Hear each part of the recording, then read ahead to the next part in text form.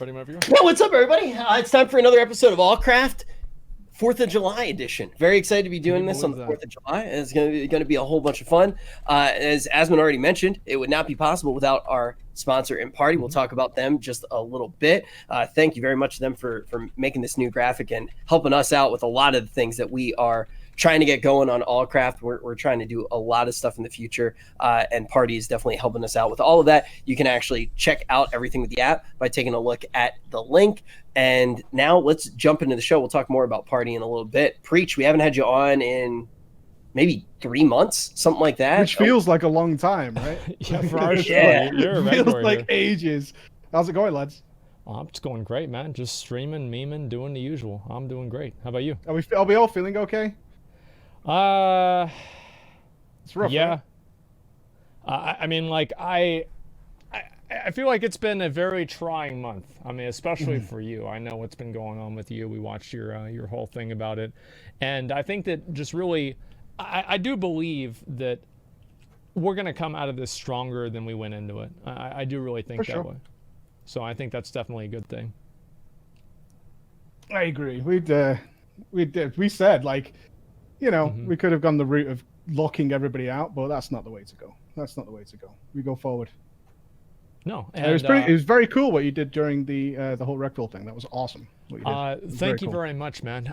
It's actually such a shame to see somebody like that who's been such a prominent voice in the community. And I think the worst thing about it is that with Reckful in particular, and I think we should talk about this for a few minutes, obviously, since we're a WoW show.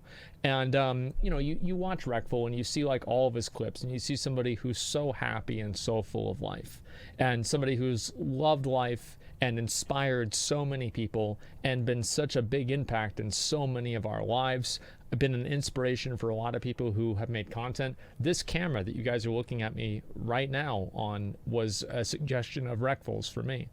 And to see that happen is a real fucking shame. But the one silver lining around this is that, you know, we saw those get-togethers, we saw those memorials for him. And I don't know about you, Preach, but I believe this is the biggest in-game event that I've ever seen. Yeah, it was incredible, because I know we were talking in the background, like, because we had Allcraft booked the same day. And like, this isn't right. This is where the focus needs to be. We don't want to talk about, like, you know, Shadowlands and shit like that. Like, what the fuck? So looking around, I just watched it, honestly. Because I didn't know him. He knew me and we knew each other, but it was at a time when they were doing things that I didn't want to be a part of, like on the stream. So it was kind of just a knowing nod to each other when we saw each other. It was like, you know, like, hey, professional respect. Yeah, exactly. It was exactly the same. Exactly that. It was just yo, how's it going? And then we got on with our thing. And to see that response after all these years, it reminds you of like how many old heads are still around. Yeah. Right. And I'm sure there were quite a few people who were like, I don't really get it, but I'm going to join in anyway.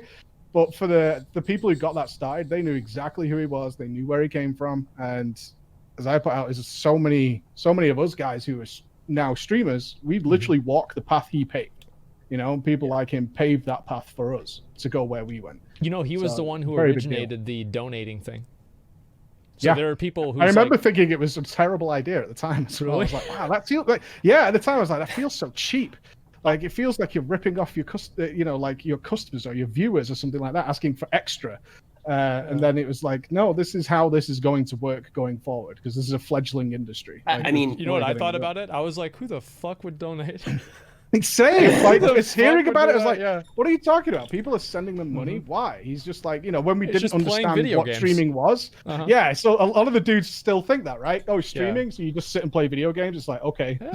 I think you see how that goes, bro. Yeah. In an even bigger way, though, when you actually look at what Reckful changed for the streaming, I feel like he was really one of the first people to invite people into his life in a way that nobody else did. Like, he really kind of led that path where it was more than just playing video games. It was like, this is Reckful, you're part of my life, buckle up. And for better or worse, that was what he did. And that was something that I was always really attracted to with the content that he actually made. And I also will say, I think that every single time you hear somebody talk about Reckful, even if they didn't know him super well, that story about the first time they met him the things that you always hear is how kind and thoughtful he was and how intelligent he was. I remember the first time I met him was on 4th of July, actually. And I watched him teach Mizkif like how to play TFT. And just seeing the way that he thought was just like, it was incredible. And he was just like this really kind guy. And you hear everybody say that. And I think seeing what happened in game is something that he obviously deserved, but I think we obviously need to go a step further and make sure that nobody forgets the legacy that he left behind and everything that he fought for to make Twitch a better place. And I just think as a community, we can all be better. And I hope that moving forward, it's not just that one event that, you know, you get to be a part of and you get to remember everything about him and you get to remember the good times. But I hope that we can actually move forward and just be a better community. I think that we will. I've been seeing so many people try to actually resolve to be more positive and less obnoxious and rude and judgmental and condescending and abrasive. And I think obviously, like, it's not like this happening is going to make it stop, but it's going to make it less. And that's really the best that we could hope for. Let's hope it doesn't come crashing back to normal in like 6 days' time. I think if they do that, you're gonna have every fucking viewer calling that out, be like, oh yeah, you said that you cared about this and now you're just doing the same exact thing. People are still gonna keep calling that out. I think it is on the viewers to keep the you know, the communities clean. And like, that's really one thing that I think everybody needs to understand is that you know, like, creating a good community starts on an individual basis. It's streamers' responsibilities. Yes, of course it is. It's mostly streamers' responsibilities, but it's also the community. You know, be a good member of chat. You know, laugh when you're supposed to laugh. Don't laugh whenever you're not supposed to laugh. You know, don't just be toxic and abusive. And it's everyone, right? Yeah. I mean, like, the thing is like, even the other day, I was somebody said something, I don't even know what it was, and triggered me, and like instantly you just go to like that toxic place and you're just like, oh, I'm not bold, you're bold, yeah, you know, and you start just spurging out and being toxic. And like McConnell's like, dude, like, come on, like, let's be. And so it's like, I think everybody every now and then needs somebody to actually say, hey, be better. And you know, that can come from chat, that can come from your mods, and come from the community. Like streamers can be better, the community can be better. And we're all going to try to make that change together. Sounds more like a you thing. I saw your live stream fails clip. Yeah. Which one? You lost your goddamn mind. I mean, I wasn't actually mad. Is this where I deleted all of his stuff? Stop! Yeah. Stop! You know, I mean, if somebody's setting the example in this chat, aren't they, Rich? You know, lead by example. I actually took, like, I needed a break from WoW. I took the break from WoW. Yeah, look. I deleted all the gear on quite a few of my characters. Yes, that is true. Which felt really good. That was actually what I needed. Like I needed to. Yeah. Wait, sorry. Apparently I'm loud. I'll move the mic away a little bit. But yeah, I deleted all of the gear from quite a few of my characters. And then I just played Divinity with McConnell for a week straight. Today's going to be the first day that I play WoW in a little while. You know, send me a drama story, Rich. You want to talk through it? A week with McConnell, he's going to have more than one. Dude, McConnell, he actually said this one thing that brought me just like an incredible amount of clarity, an incredible amount of peace, and it was exactly what I needed to hear. McConnell's such a good friend for it. He said this, dude. It blew me away when he said. Oh, dude, did he play the song too? Yeah, I forget how it goes. Man. I forget how it goes, but it got me like, dude, you don't have LOL W enabled? It was patronizing. I got rid of it. I love LOL W, man. I'm a LOL W spammer myself. But I think that he sounded like a professional. That's a LOL W spammer myself. No big deal. He is a professional. Like he had some red wine, a little cigar. Yeah. I've been using LOL W for quite some time. Yeah, I'm very good with it. But you know what else we've all been doing for quite some time? Playing World of Warcraft. And I think that, you know, we can maybe start by actually talking about some of the things on the alpha. I know, Preach, we can't talk about everything, but let's start to talk about some of the things that have been going down on the alpha. Out of Why everybody. Why do you say that? Because you are a man who knows everything. I tell you these things I can't talk about, and you're like, well, I'm just going to mention that. Yeah. Tell everybody they can't talk about it. Oh, it makes you look talk cool, about what he dude. can't talk about. It makes you look cool. Everybody in chat's like, he knows what happened to Dr. Disrespect Poggers, you know, like everybody's freaking out right now. Tell us about Doc, Preach. That is a great little W, Rich. Yeah, dude. Preach has been cranking 90s with the Doc. They're good, dude. He's done it at least 2 times. But let's actually talk about what's going on the alpha. I kind of want to start by talking about dungeons, because we haven't talked about dungeons in forever, and the dungeon design is completely different on the alpha than what we've seen in the past 2 expansions even. And I'm curious how you feel about the dungeons overall so far with what we've seen. So far, really excited. They nearly all of them follow the same theme, which is they put the last 2 bosses right next to each other, and that's obviously to force where you're going to do bloodlust and stuff. There's only been 1 or 2 bad dungeons. The rest of them are really good, like exceptionally good. I was totally surprised, and we've just actually spoke to an MDI team when Mythic Plus testing starts, so we can get the real picture of how it's going to look. Because all we have is normal mode right now, but they've done so much contrast with like huge outdoor areas that then lead into cathedrals, or you're fighting on top of a giant temple. I'm really blown away, because a lot of the BFA ones, you kind of go, this one's okay, that one's pretty good. Yeah, there's only a couple of dungeons I really, really liked in BFA, but this time around, I would say it's the opposite. It's like a couple of dungeons which are only one that's really, really bad. Which one is that? Depressingly bad. I want to say the Sanguine Depths. It's like 9 corridors that are identical with the identical trash in it, and that's the whole dungeon. That's pretty much it. There's a nice circular area that's pretty good, but like I think they're memeing. They've called it the Sanguine Depths, and Sanguine in there is going to be a nightmare. Oh, and they've God. they've called it the Sanguine Depths. Yeah, they're laughing. That's very cute. Do you think that we're 100% just going to see the same affixes again? No, they're doing something else. But I think I think when they say we're doing something more, that leans more towards the seasonal things. The infected and all that kind of stuff. But so far, like a lot of creativity in the dungeons. Not a lot of basic stuff. In fact, it's weird when you go into one of the dungeons like the Sanguine Depths, where the bosses are super basic. You're like, oh, really? Because the rest of the dungeons aren't like that. Like the meat hooks that pull the guy back? That was so cool, right? The surgeon guy, that was a great mechanic. They've got ones that raise pillars that sweep across the floor. Hakar's back, and he's doing all his Hakar stuff. They've got Millhouse and Maleficent doing all sorts of weird stuff. They've got so much cool ideas that when you meet something that's kind of generic, you're like, oh, that's not what we've expected from the Shadowlands so far. Like I felt like we're supposed to be better. I felt like the Legion dungeons were really good. I like the Legion dungeons a lot, and the BFA dungeons were not really. I don't know. I just didn't really like them a whole lot. It felt like there were a lot of mechanics that were just annoying.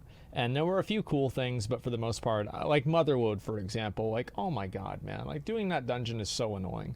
And it's so wasted as well, right? Because you think about that style of dungeon with those guys, you think it's just going to be full of crazy, they could go wild in there. And what we got was like a trash filled. Yeah, there's some miners, and then there's these other guys that have a laser beam. They put it on you. It's just like, it's kind of boring. Like you'd expect to see like all the goblins, like high tech machines and azurite extractors, and we got like 2 different models, and that was it. It was kind of disappointing. I would expect vehicle combat in there as well. I was so excited for the Motherload, and then got in there and was like, ugh.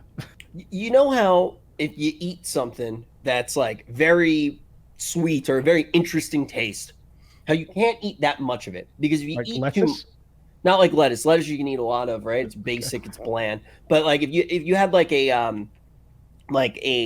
banana caramel chocolate, banana foster coconut drenched banana bread concoction or something, like it would just be, it's a taste overload. So you can only eat so much, and it's really awesome the first time you eat it.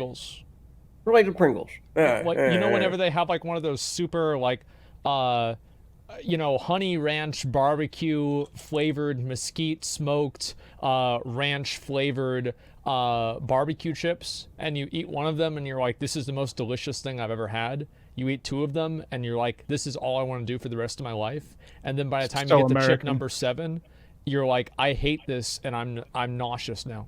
Yeah. Wait. Yeah. Actually, so Preach might not know all these because like No, he's not American. this is Wait. so Have you ever? American, it's Wait. Have you ever? painful. Have you ever eaten? Have you ever eaten deets before? No.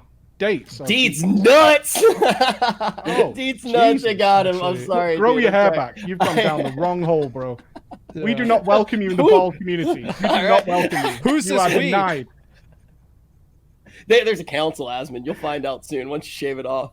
Yeah, we have meetings and everything. They're ran by Larry good. David. But Okay. in all seriousness, you know, if the taste is too strong, eventually you're going to get a little bit tired of it. And I'm worried with how unique some of these mechanics are in the dungeon that after a while of spamming them, the replayability, it might get a little bit annoying. And I feel like that's a risk that Blizzard has always acknowledged. I think that they've always done a pretty good job with it. But like when you look at some of the events, like the maze, like the Lost Maze, how do you think that that's going to play after you've done it 200 times? And like that boss. Yeah, I think it'll be fine. You'll be figuring it out while you're doing the trash in between the maze for the most part, because there's trash packs in there. And once you figure it out, it took us like 3 runs to really work out all the combos. Mhm. And once you know all the combos, it's a breeze. You just walk through it and it's not a problem.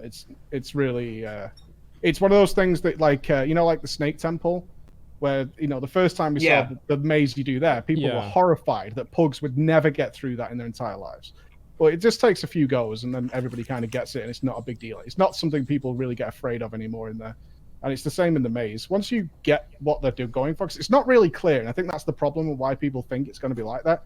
It's not ultra clear exactly what the combinations are, but once you see it and you go, oh, okay, then you know it only takes one person to be like, we go this way, and then you're fine. That's really good because I feel like that's the concern that I've seen from a lot of people who are watching. Not even like in a super negative way, just a questioning way. Like, do you think this is going to be fun to replay over and over again? Because it is very unique. And I feel like that is a fine balance. I feel like in the past, that is something that Blizzard has nailed down. I feel like a lot of the times that you're bored of something, it's more towards like the affix side of things or just the sheer amount of time that you've done it, not necessarily the dungeon design. So to hear that is something that I think is really positive. I think every dungeon is going to get so boring. gorgeous, right? That is the most ridiculously gorgeous dungeon. It's crazy. Which one? The I forget the name of it. It's called Turn Aside or something like that. Oh, the one with the maze in. The one in Ardenweald? Ardenweald one. Yeah, the one that we were talking about. Yeah, it is beautiful. It's it really so is beautiful. Like you kind of are lost in it a little bit, and I don't think that's really going to get old. Like you go over a waterfall into that area, and it annoys me because I hate the Night Fae.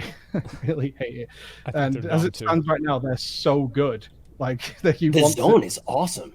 The zone is, and you'd love it if you played through it because it's entirely sexual puns, non-stop. Yeah, you literally inject seed into testicles. I know. Like, as part of the quest. Like, I played it off stream a little bit. Yeah, it's crazy. With the birds, dude, too. Yeah, you have to do the mating dance. The whole quest. Yeah, that was cool. I like that. One shot that one.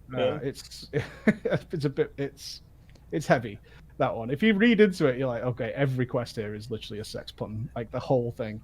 But it is gorgeous, and they're super powerful as well. Dude, the thing that I also found really interesting about that zone was the fact that all of the quests had a little bit of a spin on them. Like when you would do a quest that was even just like kill 5 mobs, like the first time that you saw one of the Draenei that's not wearing pants because they have a furry little tail, which I also think is great. It was like kill five of these things basically, but you would see the spirits run out of the creatures into like a soul collector or something. Like just the attention to detail on all the quests, even though you're doing the same thing, makes it feel like you're playing a whole new game. And I think coming out of BFA, the zones are a million times better. It just like the zones in BFA were tragically bad. And I think with hindsight, they look even worse when you compare them to these, right? I think the war campaign was a terrible way of delivering the narrative. It just cut the amount of content that you saw down by a huge degree. Like you didn't experience Drustvar as a good zone if you played Horde. Like you just didn't. The war campaign was like, wow, look at this tree. Do you want to get on a bike with this goblin? And it was like, okay, that's the story I get. All right, time to leave. Zones. Oh, it's terrible. Yeah, my favorite zone in BFA as well. During the alpha, I was like, this zone is so good. Was the Salem witch trials and all that kind of stuff. It was the best zone.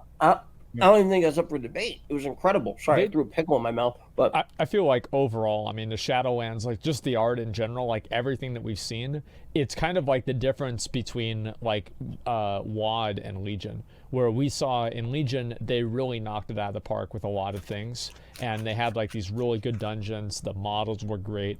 Everything about it looked really, really good. And it's almost like they're following the conspiracy theory of them making one good expansion and then one bad expansion.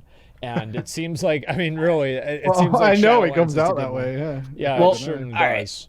Credit to WAD. I'm gonna give WAD a little bit of credit. WAD was great leveling. It actually was not Very bad true. leveling. And like people love to shit on WAD, which is fair because it sucked. But Yeah. at the end of you do have to give it credit for what it was good for. The leveling was legitimately good. There were some things that were good in WAD. The rating was incredible. The rating was great. There was some good class design. A lot of that maybe you could say was carryover from different things that you did see in MoP. But questing was good. Like the core elements of what make a good MMORPG existed in that expansion. It was harder to experience them in a positive way because you had to go into a garrison, for example, that was a bunch of homework that kept you away from the actual good stuff in the MMORPG. And I think that made the expansion a huge disappointment. But in my opinion, when you look at BFA, a lot of the things that make an MMORPG good have just been scraped out of the game. It's just this shallow husk of what a game should be. I think it's a much more disappointing expansion than Warlords of Draenor was in a lot of ways, even when we're talking about the zones, when we're talking about the leveling. And it seems like so far that Shadowlands does actually combat that, and I see a lot of the good things of WoD actually being implemented as well. That starting quest, for example, reminds me of the good parts of how dramatic and thematic it was to actually dive into WoD at the very beginning. It feels pretty epic to actually start that quest. I didn't go all the way through because you get to a point where Anduin's chained up, and I was just like, I'm just gonna leave this little wimp chained up. Jail. Yeah, I left him chained up, and I went and I played. He probably PoE. Appreciated it. Yeah, he was just like, oh, yeah, tell me you hate me. Yeah, weirdo, dude. But I just left Anduin chained up. But leading up to that, incredible. And I wanted to play more because of it. And I think that we're going to get a questing experience that's actually good again. And Preach, I'm curious how you feel. Do you think that the questing experience is also going to feel better because it is more linear and less scale? Yeah, I mean, it's so much better. And if you're talking about like a more linear path, yeah, it makes total sense now to go that way with the way phasing is. It's not going to be like TBC where the servers just died, immediately as we started playing. It makes total sense. I hope they've done the leveling banding right, because I feel like you level too quickly, and considering they want you to choose a covenant at the end of it, you don't want that experience your first time through, where you spend maybe an hour in one zone and you've kind of out-leveled it, and you need to move on to the final zone, like Revendreth. You need to do that in order to unlock Torghast and all those kind of things. You need to play through that entire zone. So I just hope they get that bit right, because the stories are really good.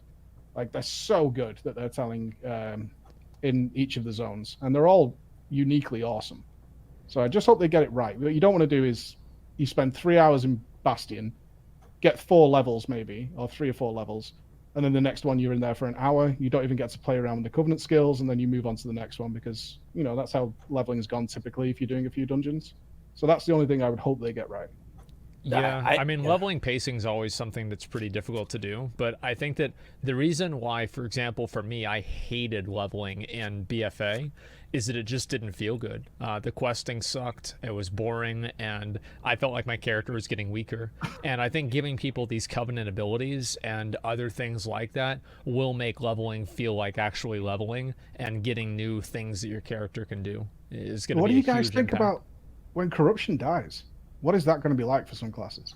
It feels like your abilities will actually do damage instead of your procs. Well, no, I don't mean the proc stuff. Like the proc stuff, it's the amps. It's the amps. Like warlocks right now have got ludicrous amounts of haste. Yeah. To the point where their spells are rapid fire. I wonder if they're going to wean us off it towards the end of the expansion, so it gets less effective somehow. Like they'll rip that into the story. Like the artifact weapon. Yeah, something like that. Because if they just go, corruption no longer works, your character is going to feel so bad. That's why bad. This kind of leads us into talking about the current game, and we'll get back to Shadowlands. But I feel like this is why I've been kind of complaining a lot about the idea. Like, I genuinely believe that players shouldn't feel super taxed to get to experience how powerful corruptions really are for their characters right now. I feel like this is the time where you spam alts and you get to try all these crazy things, right? You get to try a warlock with max haste amps that's just blasting off chaos bolts. You get to try a hunter that has 100% crit and a lot of haste and a lot of mastery. You get to try a fire mage that's ignite damage is just one-shotting things.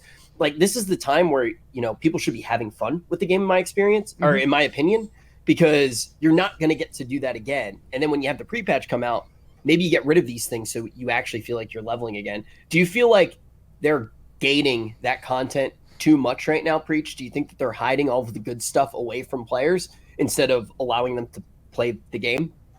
Be more specific? I'm not sure what you mean. Like, to actually acquire the corruptions, to get the corruption resistance, to get your essences.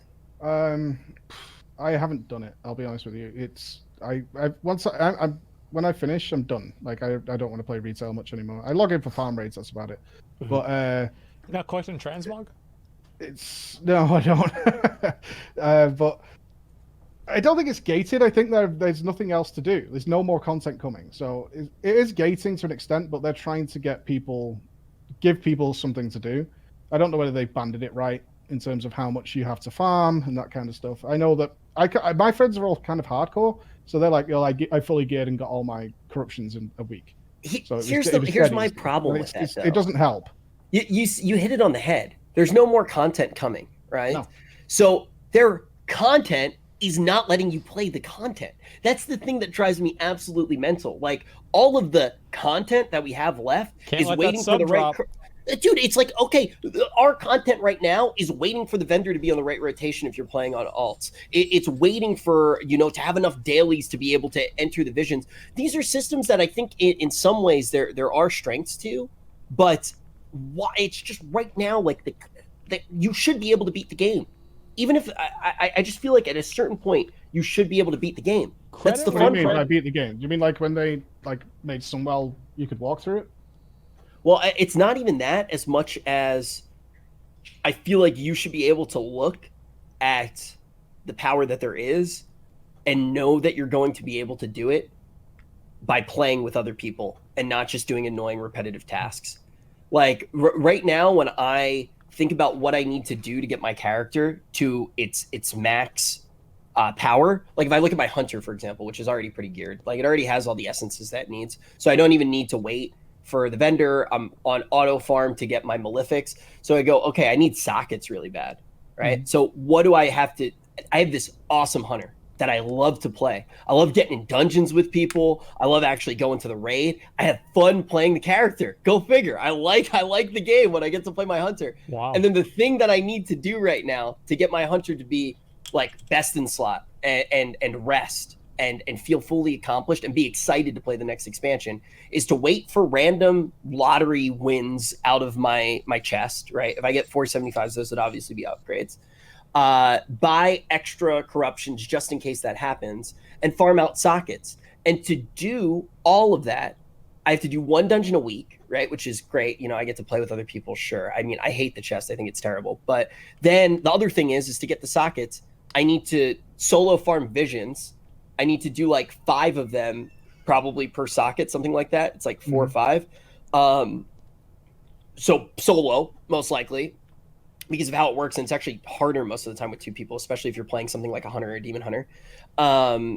Then I need to do dailies to be able to run the visions in the first place.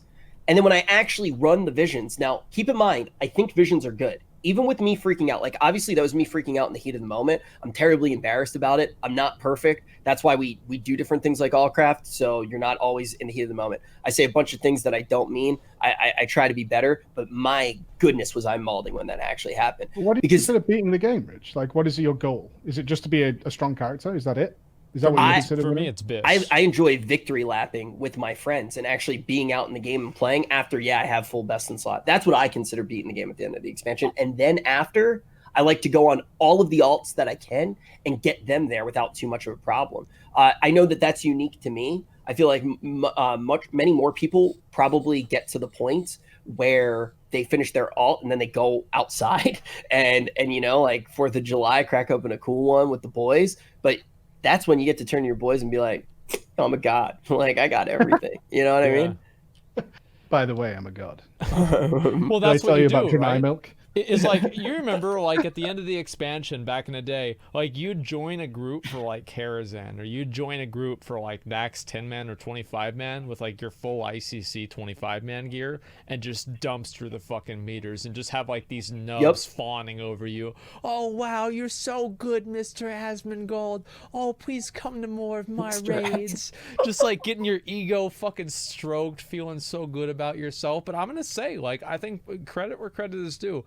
Blizzard, for the first time since Mists of Pandaria, really has made best in slot accessible. Like, it looks like it's carrying forward as well. You can get your bits. Like, that's one of the big reasons why I didn't raid, is because I'm like, I don't want to raid for a chance. Like, if I'm going to invest this much time into something, I want to actually get the gear. But I think besides the problem, the chest, though, right? The chest.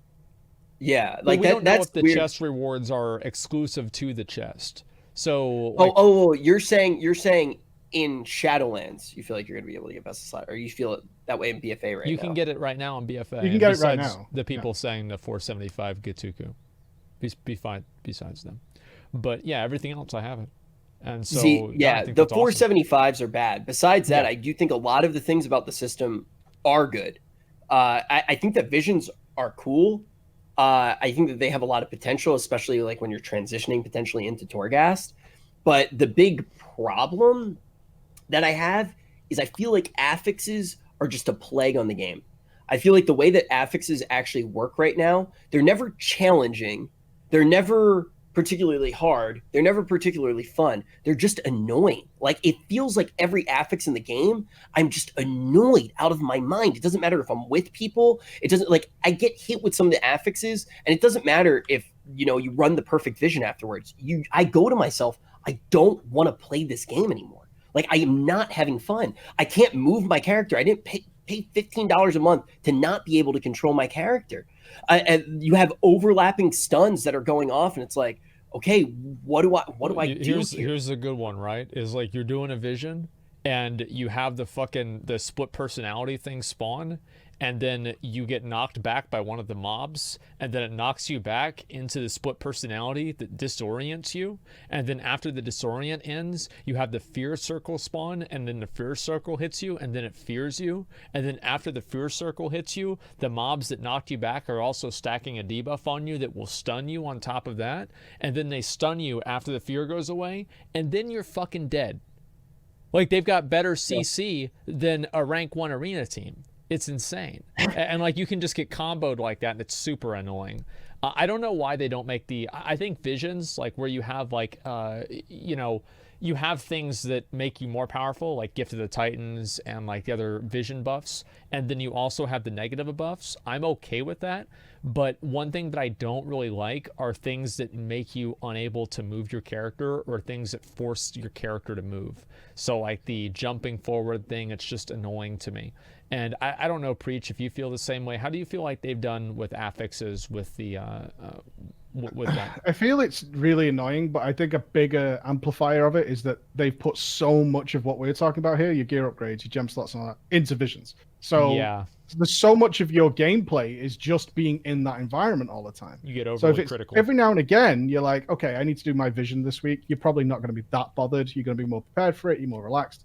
But if you're running 7, 8, 9, 10 visions a week, and they're about 30 to, depending on your class, you can be 30 to 35, 40 minutes in there, and you're getting stunned and pummeled around all the time, that's not fun. So you're doing it all the time, right? Yeah, like, I lost my vessel once, and I was furious. I mean, I do think that's kind of ironic. The more visions of insanity that you do, probably the more insane you get. Yeah. Like, if it's once, because I didn't get why I think initially we had to get rank 15, we had to do 8 visions or something. So we logged in on a Wednesday, and we're doing progress, I think, or we might have finished by then, but we obviously wanted to get the final rank. And it's like, okay, everybody in the guild's now doing 8 visions. Oh, and that's all 15. We did all morning. Yeah. And it's like, if you make us do it 8 times in a row, or whatever it is, no, I'm not having fun anymore. That's like 3 hours of constantly being stunned and CC'd. Like, this, it was never designed with that intention. It's not, this system isn't designed to be run 12, 13 times a week unless you really enjoy it. And that's where it goes wrong, is if it's not that bad if you're just doing 1 or 2. Okay, I got stunned, that sucked, I can move on. But doing it for hours on end, That really blows. You know what was fun though? Like visions at the beginning, when you went in and your sanity was the thing that you were managing, and you had to think about it. It felt your in-game like sanity. Yeah, your in-game sanity, not your real world. Yeah, the beginning of Visions, I found them to be pretty enjoyable, and now the main things that I think about is just how annoying the affixes are, and how mad the affixes themselves make me. Not the Visions, the affixes, and also I hate the fact that there are certain things that make you feel really penalized to do it with other people that I don't really like, and I think that that's kind of the first time iteration of it that's made it that way. Like there's certain times you'll play with another player, even if they're a good player, and you're just like, wow, that just made the vision way harder and way more annoying. Like I should have just done it solo. Yeah. And like I like playing with my friends, and I think that with Torghast, if that's not the way that works in Torghast, that'll be a really big win. Like I think it's really important. That's a big question I have for Preach, is that we have the vision gameplay now.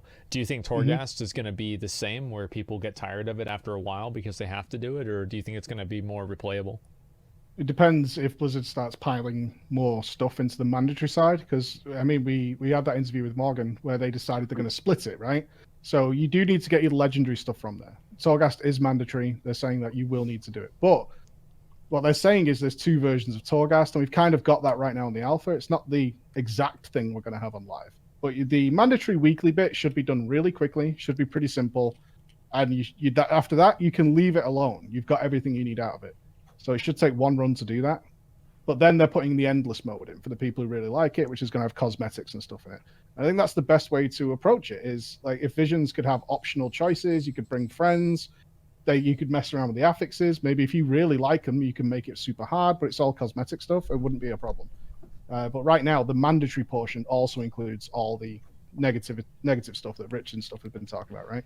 So in Torghast, I don't think so, because if Shadowlands lines up like it's supposed to, Torghast is something you want to do a different run on, just to see what happens with your character in the endless mode, because that's very true. They've added so much more stuff to it over the last 2 weeks now that the Covenant stuff's in there as well, and all the different Covenant. What have they added? Because I haven't done it.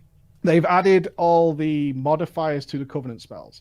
So that's what was missing since Alpha starts, is because you get a different Covenant every 24 hours that you do Torghast, you get a different Covenant to play around with. Now they've added in all the Torghast powers that augment those. So if you take your warrior, so if you have Condemn, now you get a load of modifiers that work with Condemn. And what that's done is thin out the power pool. So you're not getting kind of the same build each time. You get totally different builds every time you play. So we've been doing Torghast races. We did some live and did some on YouTube, where you're kind of going for a build, but it just doesn't work out that way. So you have to work a different build together. And that's what Torghast is supposed to be. I think that's working out pretty well. I like the idea. Like, have you ever drafted in Magic the Gathering, Preach? No, I've never played Magic. Well, like, you have like the 5 different card types, like red, blue, yellow, and or white or whatever. Yellow? Okay. All right. I was just thinking of colors. I almost failed art class in 3rd grade. I'm not even kidding. So give me a break. So like, imagine your favorite color is playing black, or you like playing red or whatever, and you just keep getting green cards. You keep getting white cards. And what happens is, if you don't know how to adapt and how to play with the cards that you're given, then you're going to be able to still make a red deck or a blue deck or whatever, but it's not going to be that good. And I really like the way that I feel like Torghast is going that same direction, where if you want to go with a whirlwind build every single time on your warrior, you can do that. But sometimes you're only going to get half as many whirlwind spells as you originally did. And it would be smarter to go with something different. And I think that the way that they kind of create the choices, it encourages people to do different things every single time because they're random. Yeah, it has so much more variety now than when it started. That we did a race on prop pallies because Kyrian was up, and Kyrian prop pallies get the best ability in Shadowlands, where they can throw 5 Avengers shields at once. They're all ricochet. It's amazing every time you press the button. So we thought, okay, we'll do a race on prop paladins to see how stupid it gets with this one ability. So if we could fire this one spell, it gets down to about 10-second cooldown inside Torghast, and it literally eradicates flaws. It's so good. Neither of us got that ability. So we both finished the race within about a minute of each other, but I ended up with a build where I could hop entire lengths of rooms with permanent blessing of protection, pretty much, and I was just hopping around like a frog. Where the guy I was racing against had to take something totally different, where he got this consecration that filled everything, and he was wiping the floors out, and none of us got that divine toll ability. So there's enough variety in there now that you can't go in and say my favorite Torghast build is this, so that's what I run every single Torghast. Yeah, that's not going to work anymore. That doesn't work. That's really smart. Yeah, and Asmon also brought, so when Asmon brings up magic, it's a good example, right? Because sometimes you'll see an opening, you cut green, right? If Asmon's next to you and he's drafting mono yellow aggro, obviously every color is going to be open, so you can do whatever you want, right? But the thing is you adapt, and there might be a favorite thing that you like to do or strategy that you like to do, and you can force it, and it might make it a little bit worse. When you look at a lot of other roguelikes and Preach, you and I have played so many of these. I know we've talked about them on multiple occasions. Like, we never talk about WoW when we're together. Yeah, I mean, like, I feel like every time like we're just hanging out and we're not like on a stream or something, we're talking about like text adventures. We're talking about like we're nerds. We're huge nerds, and it's one of my favorite things to talk to you about. But when you look at all the different roguelikes, the thing is there are things that you like, but you never know what's going to happen. And at the beginning of Torghast, it was very linear. And I think we were all waiting for this moment. We were waiting to see what the other things were. Because if you were playing a Warlock in the first Torghast iteration, you were basically like, I'm going to end up getting a thing that allows me to summon my biggest demon more. I'm going to get more. I'm going to get multiple of them. And then that's going to give me my demon when it summons going to give me. Yeah, it was very scripted. You knew what was going to happen. And the thing with roguelikes and Preach, I know you can speak to this with how much you play them. The reason you keep playing a roguelike, the reason that you keep blasting Spire, for example, Slay the Spire, for example, is because you don't know what's going to happen. And sometimes you get this build together. Yeah, and you're like, damn, I want to play this build more because it was so much fun. I tell you, the hardest thing is, like, when we stream it, is I think a lot of people have watched a lot of Torghast because, unfortunately, with the way Shadowlands is right now, all the cool stuff is in Torghast. And if you want to test it, you need to test it in Torghast. We do want to test like the covenants in the dungeons. We want to do all that stuff, but you can't. They haven't turned it on. So if it's covenant stuff you want to check out, you have to do it in Torghast. And visually, for like a viewer, Torghast looks the same all the time.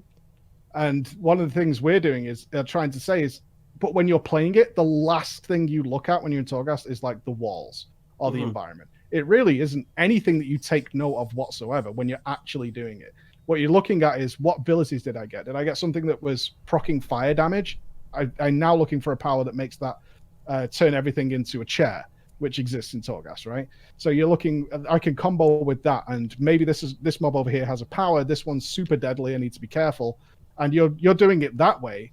And I've had a lot of people are like, God, this looks really boring. And you're trying to explain that, but when you're playing it, this is the last thing you're thinking about is, it kind of looks the same. Although they've got a lot of variety. In fact, you're more au fait with the layouts to the floors. So I might get a floor and be like, oh my God. 3 Tower Guardians?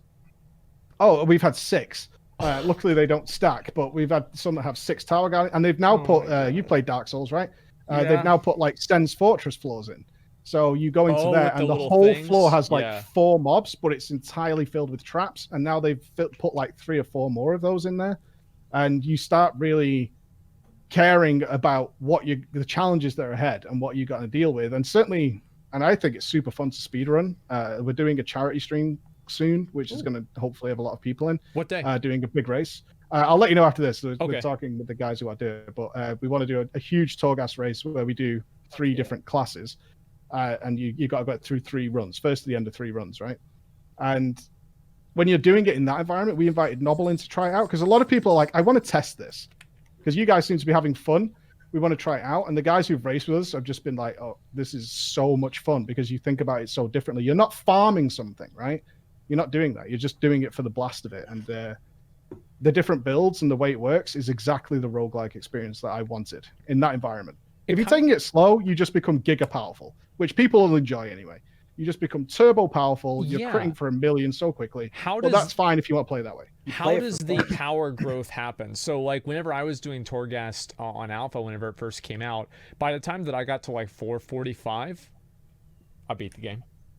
Yeah, right? For sure. Yeah. And so, like, is that still the case now, or do mobs scale like more linearly? No, the way they fixed it right now, and I don't think it's how it's going to finish, is they've done, you're limited to 18 floor increments. So you, like, if you go on fresh on alpha right now, you will only have the ability to start at floor 1, and then you can go to 18. But you unlock checkpoints as you go. So after that run, you can go back in, and there's now an orb which asks you, where do you want to start? So you can be able to start at like floor 9, floor 13, or whatever, and you can keep going that way. As it stands right now, though, it's still the same. Is if you collect everything and you just want to spend, a couple of hours inside Torghast, just making yourself super powerful, very hard to lose. Very, very hard to lose. Because you get incremental strength upgrades, and then you can get 100% critical strike bonus damage. But it's super fun to play in that environment as well when you are firing off one chain lightning that procs 4 more. Yeah, we've shown Darth Sidious. It's one of those things that you will level alts for, and I think BFA really missed that. I had no incentive to play my alts. When was the last time you felt that way? For me, it was mob challenge modes, and maybe I watched every class hall. Yeah, the mage towers and the class hall stories. I leveled my alts just to do that, obviously for content as well. But in terms of wanting to play them, I wanted to do the class hall stories and the mage towers. Torghast is going to be that. You're going to see your friend having permanent earth elemental that's permanently earthquaking everything and blowing up the whole room, and you're going to be like, I want to play that. And you don't need to get gear, you just need to cap, and you can go in and let Torghast take care of itself. So you think that the gear... I really quick say something in your chat. Go. Guys, talk in America. It's the 4th of July. Yeah, this is the one day that you're not supposed to talk in those like socialist languages. Please. Say if you're going to yep, say yep, cock. A good American word. Yeah. A strong yep, cock. Stop with all this comrade stuff. I don't know what you guys are doing. Carry on, As. Well, anyway, I forgot what I was going to say. But yeah, Torghast is good. Sorry, dude. Do you think that there's ever going to be, like, obviously you're doing like a friendly competition for Torghast, and that's awesome. But do you feel like we're ever going to get a point where Torghast could be like legitimate competition? Like not necessarily esport, but something that's fair. You know what? The stupid thing is, I kind of worry Blizzard might be a little afraid of Torghast being too good, and I'm not saying that in a mean way. Like, the amount of stuff they can do in there is endless. If they, let's say, they had server-wide class boards where they made the challenge run, which has the floors predetermined for the 18 floors, and the powers are predetermined. Yeah, seeded runs, and there's a server-wide competition. And you can just rerun it as many times as you want. And they've got one for Ellie Shaman all the way up to Arms Warriors, whatever. I think people would do that all day to try and get the better time. And then that'd be so fun.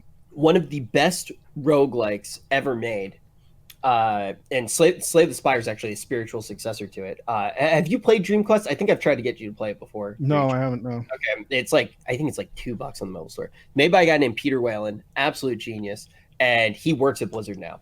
He got hired by the Hearthstone team. And I hope that they have like got him on this as well. The dude is one of the best game designers, period. And I wouldn't say that lightly. A true 5-head.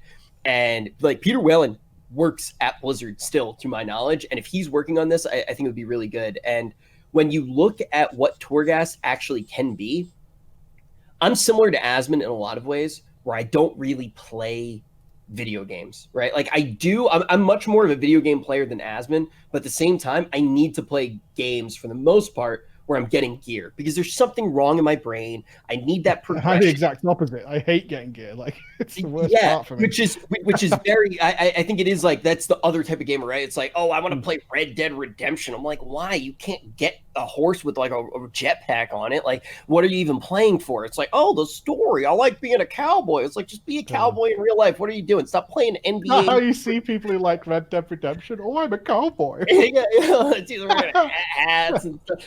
Just fucking nerd. Play some Path of Exile.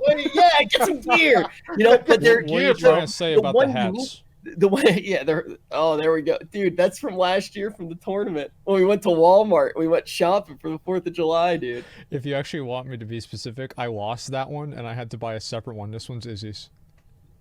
I lost. Wait, the really? Original, yeah, that was the hat that we drew the names out of. That was like we were gonna mount that on the wall forever. I know I lost it. We can just pretend like this is the same one though. Let's pretend it's the same one, dude. Yeah, it's the same one, dude. I remember that. But it really brings out your eyes, though. I like it. Thanks. Asmon actually looks good in a cowboy hat. It's I think it's because it hides my hair. You sure you don't want to play Red Dead, Rich? I mean, you seem quite into the hat. Yeah, you know, I think you want to be a cowboy.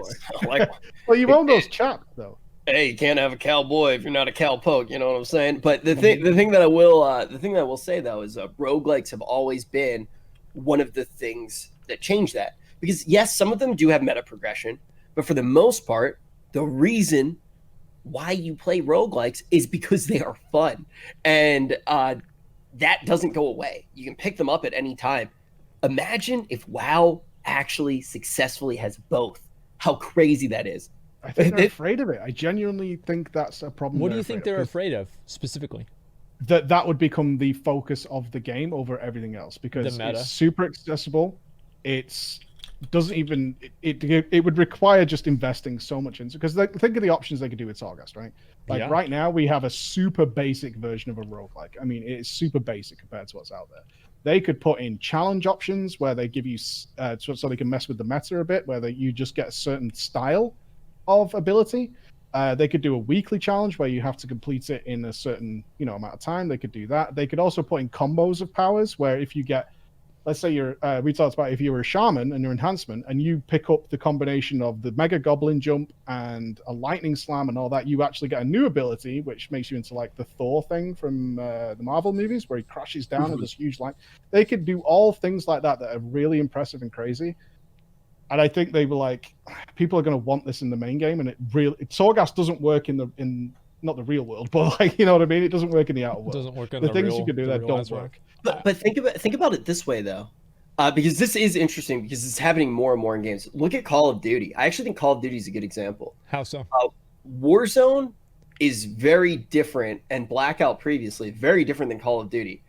And they put a lot of resources into making this alternate game mode, which I think in a lot of ways is probably played. I mean, I have no idea what the numbers are, but I feel like just based off the Twitch, the audiences are bigger to actually see that variant of the game. People fucking love Warzone, and like Warzone's really awesome. Like, I mean, you think about it. Maybe Preach from this perspective. There were a lot of people that used to play Arena, and like Arena was the game. They didn't care about rating. They didn't care about anything. Like they played WoW for Arena. And maybe Torghast could go that route, and it could be kind of weird, and it could divide the player base a little bit. But I think it also has the opportunity to bring more people into the game.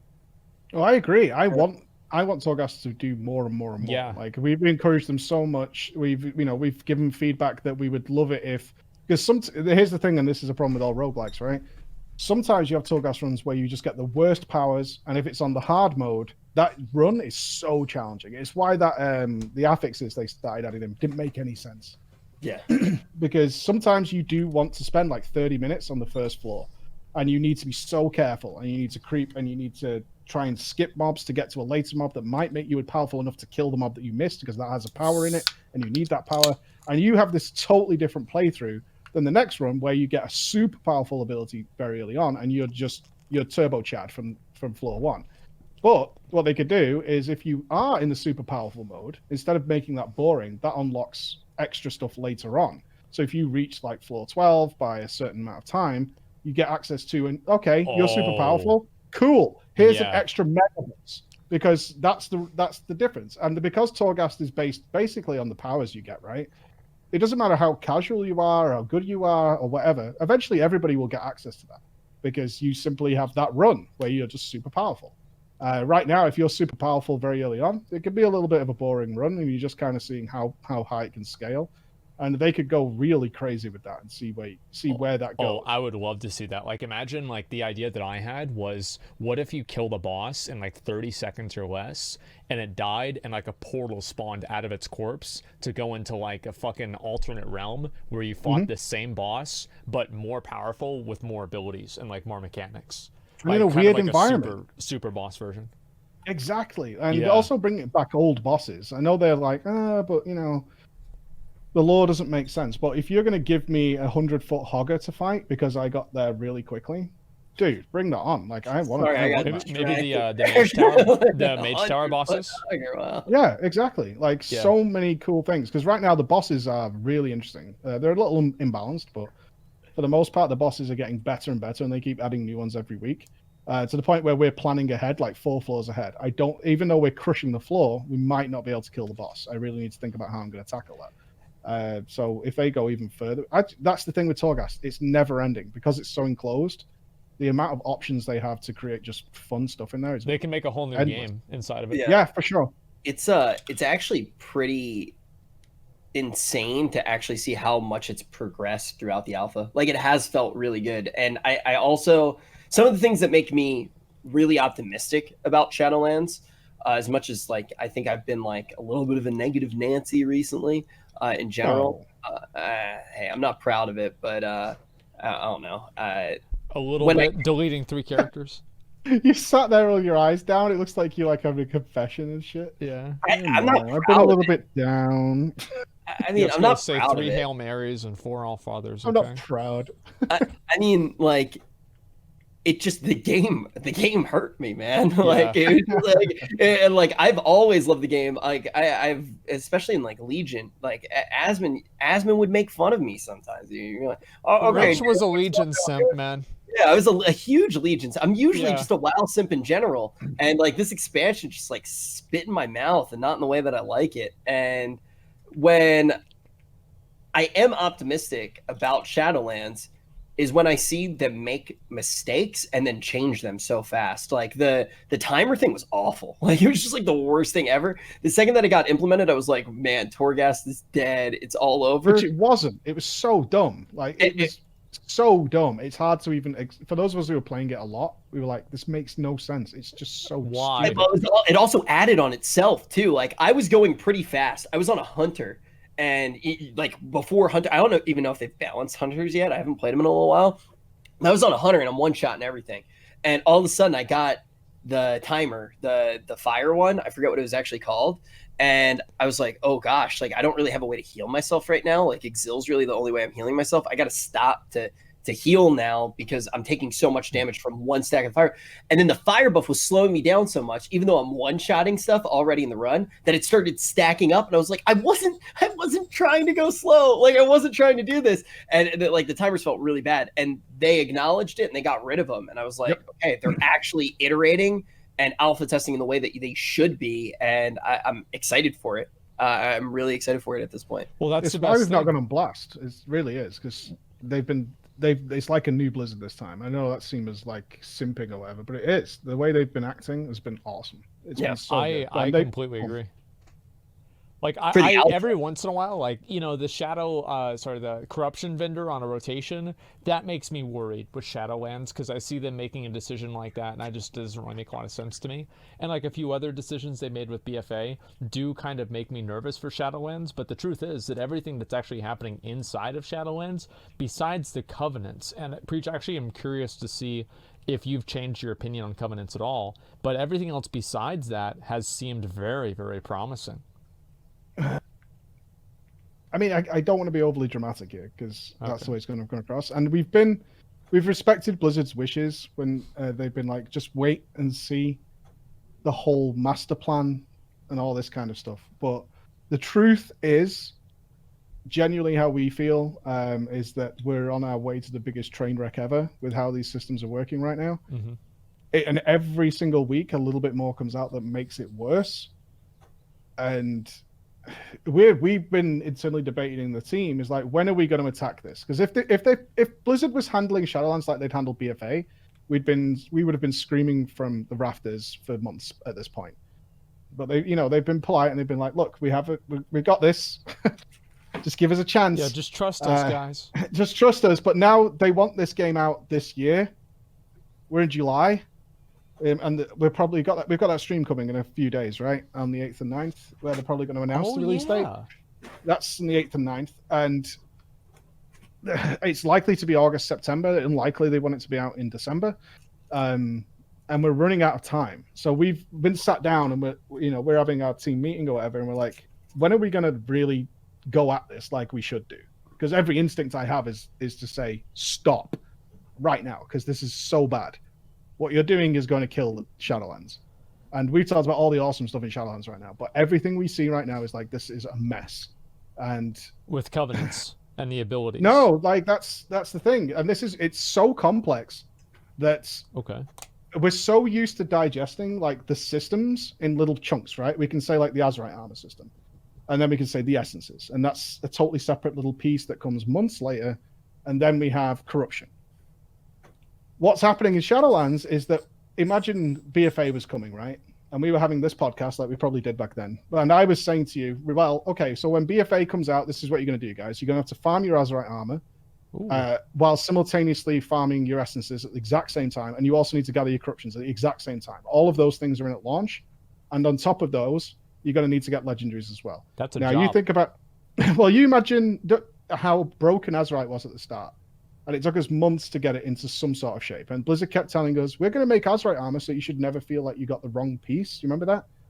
But we had Thunderous Blast doing like 4 times the amount of damage, right? Yeah. You know what I mean? And it took them ages to fix that. And it's still not right. In fact, they never got Azerite right. So what instead, at 8.3, they gave up and were like, okay, we're just going to give you the best Azerite traits because we're past that now. And it's the same with the essences. The essences have never been close to being balanced at all. You look at the scale even today, it's all over the place. It's just that the players know those are the ones I'm going for. But in terms of how close they are to each other, they're nowhere near. And then you look at corruption. I mean, if anyone's going to sit there and say corruption was balanced when it came into the game. Okay, dude. I mean, yeah, sure, bro. Now, imagine how broken the game is. And this is the weird thing is, I think the Raiders and the high PvPers and the Mythic Pluses, the high ones, have been under attack because people are just saying, oh, it's casuals versus min-maxes. And I think they truly believe that the difference is like 2 to 3% between choosing the mathematically way to go versus what you like.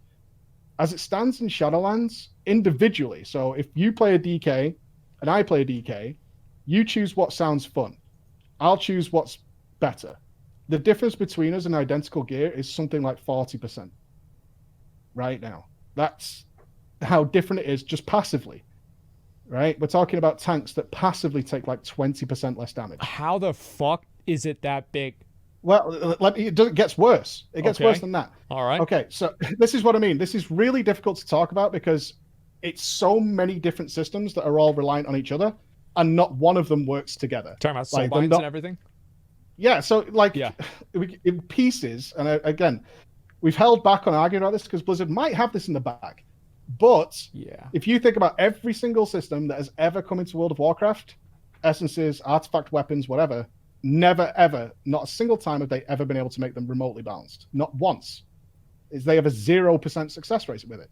Aldor now they're and trying to do like 5 at once. That Which was one? the best. Aldor and Scryer.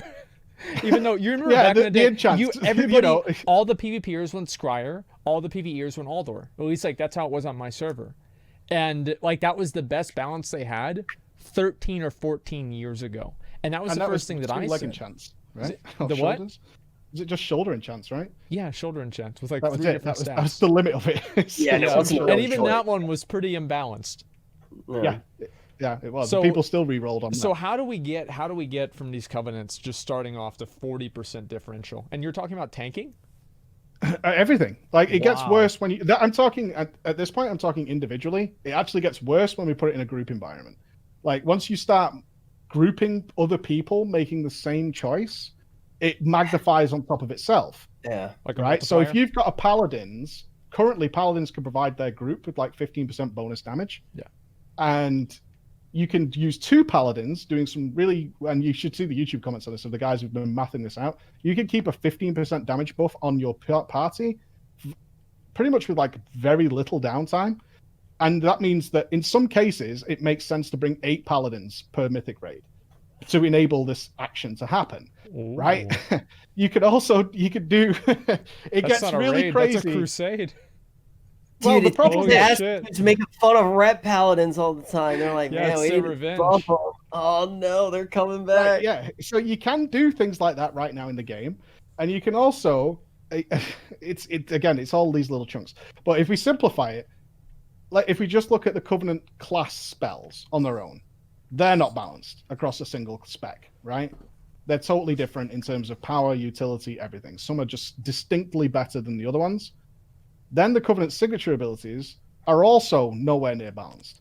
They're way off as well. So if even in that scope of choosing the right Covenant for performance is a distinct difference than the guy who chooses what he likes.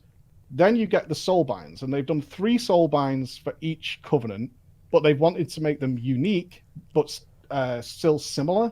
So there's 12 completely independent soulbind tech trees that are all slightly different, which means that some I've got one or two that are slightly better, which then magnifies the fact that your first choice made you significantly better, and then your soulbinds you're choosing make you significantly better. And now they have the conduits and gems, which go into there. They're not balanced either. So if you choose the right ones and get the right ones, then it magnifies on top of itself again.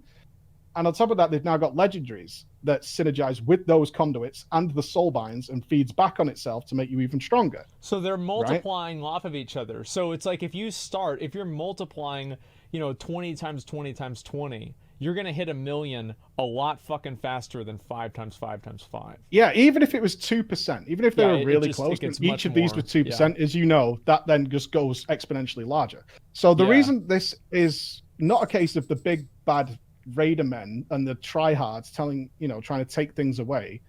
It's a case of this ruins the game for literally everybody. I mean, sure, if you're just doing content where Blizzard could give you a couple of wooden spoons and you'd be fine, then it won't matter too much to you. But if you like doing a little bit of pug raiding or, a little bit of heroic, you're literally not going to be fighting the same bosses that the other guys are fighting, which means we either end up in a scenario where Blizzard has to tune the content around everybody being able to choose whatever they want, which is what they're selling it on, in which case it's Emerald Nightmare times 4, where we just walk in and stomp it into the ground, because if you choose the good stuff, you're so much more powerful. I had my best in slot legendaries. It was great. Yeah, like you saw those guys. Imagine Emerald Nightmare, but magnify that effect of people. I mean, Emerald Nightmare is considered to have been so easy because people found more artifact power than Blizzard thought they would. Right? That was just that little piece of having a few extra traits in your weapons that overwhelmed that content. And Shadow Priests. And Shadow Priests, yeah. And Shadow Priests, right? Which is nothing compared to what we're seeing in Shadowlands right now. The question that I have, just to put this under the microscope before we continue moving forward with this, because I feel like this is one of the most often asked questions right now. A lot of people were saying, are soul conduits going to mitigate the choices that you actually make with covenants? And from what I'm hearing from you, that's not the case at all. It's the opposite. That's what I'm hearing.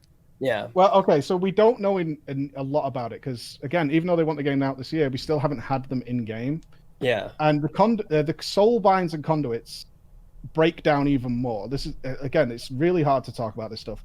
So there's three soul binds per covenant, right? But they're not entirely the same. They have 3 different types of conduits. There's red ones, blue ones, and yellow ones, right? So there's red ones are DPS, yellow ones are utility, I think, and the blue ones are defensives, or something like that.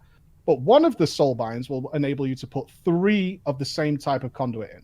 So you'll have one soul bind that allows for 3 DPS conduits. Then you have the other soul bind that allows you for 3 utility conduits, and then the other soul bind which allows for 3 defensive ones. Now it looks like you can't pick up everything because they're like tech trees, like artifact weapon trees. But imagine the artifact weapon tree where you didn't kind of go to the end and get the big power and then you worked your way back like we did. You have to pick the path to the end and that's it. We think that's how it's going to work, which means you can't get everything you want. There's going to be a best path. There's going to be a best path. And then the question comes is, well, how powerful are the conduits? Are the conduits so strong, especially when you stack them up, that they overwhelm what's inside the soul binds?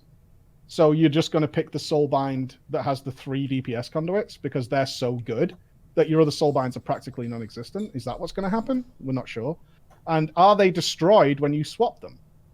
So how do we get these conduits? We're not quite sure. If they're like relics, then they come from like high mythic plus. Suppose if you wanted to swap your conduits around because you're doing a totally different encounter, totally different style of encounter, whatever, and these conduits that you've got in, let's say their Iceland's damage isn't beneficial to you, does that mean you then have to farm maybe 10 or 11 mythic plus high ones to get those gems back? Jesus. Or, you know what I mean? So we don't have the answer to that question. That's a worst case scenario. We don't have the answer for that. So wait. So we're not sure if, because I hated on the weapons. They were called relics, right? Yeah. When once you socketed them, they were socketed. If you wanted to take them out and switch them around, even though they could dramatically like change your characters, they're like I never understood that. It's like, why are we making it so now we need to farm items multiple times? Well, this is the same that's what stupid they were. They were shit items. with Azerite gear. Like, how many helmets do you have in your bag? How many shoulders do you have in your bag? Why is this good? It's just, I feel like there are certain points where it obviously, like with having different currencies, I don't think it really matters, but especially with Azerite gear, it's really annoying because you have to put all that stuff in your bags and carry it around all the time.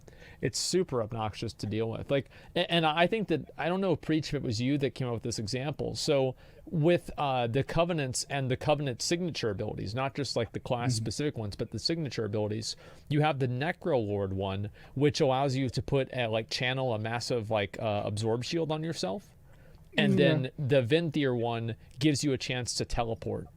How do you balance a fight between people that have the Necrolord that can just channel this massive shield on themselves for a big explosion from the boss, and also every single player can have a teleport? And the boss fights, it's going to be almost impossible to balance them. And especially if you have guilds that are more serious about it and they plan specifically for having everybody with a certain covenant, similar to how people had with KJ and using goblins. Yeah, you can. Like I did ask Morgan about this when we did the interview, and the goal is, and it's a really noble goal, is that there should be fights where one is better and there should be fights where another one is better. Yeah. And therefore you feel that way. Now the problem with that is when it comes to a shield, like you said with the Necrolord shield, you can't design a fight where you need that shield. It's because there are going to be people in it who don't have the shield. Ergo, that shield is a complete waste of time. Yeah. There's just no, and also this is the thing. We're going into it not knowing the content. So we're being locked in, and a lot of people who aren't following podcasts like this and things like that aren't going to be educated at all. So you're making a choice based on content that you don't know what it does. We could look through the boss list now of Castle Nathria and sort of figure things out. But even though if we look at BFA and say Venthyr teleport existed now, I could make a case of how Venthyr teleport is a legitimate DPS increase on every single fight inside Nyalotha. Oh, hell yeah. And I can't make a single use case for Fleshcraft, which is the Necrolord shield. Not one. Because the fights can't be designed with people having this extra shield, because you can't do that. You can't say that if you don't have the Necrolord shield, you die. Yeah, then it's like everybody's going to just have to go to Necrolord, and so who cares about the other four? It does seem like it's a huge problem. And the funny thing about this is that I actually don't even think that PvE is going to be the worst. Imagine how PvPers feel.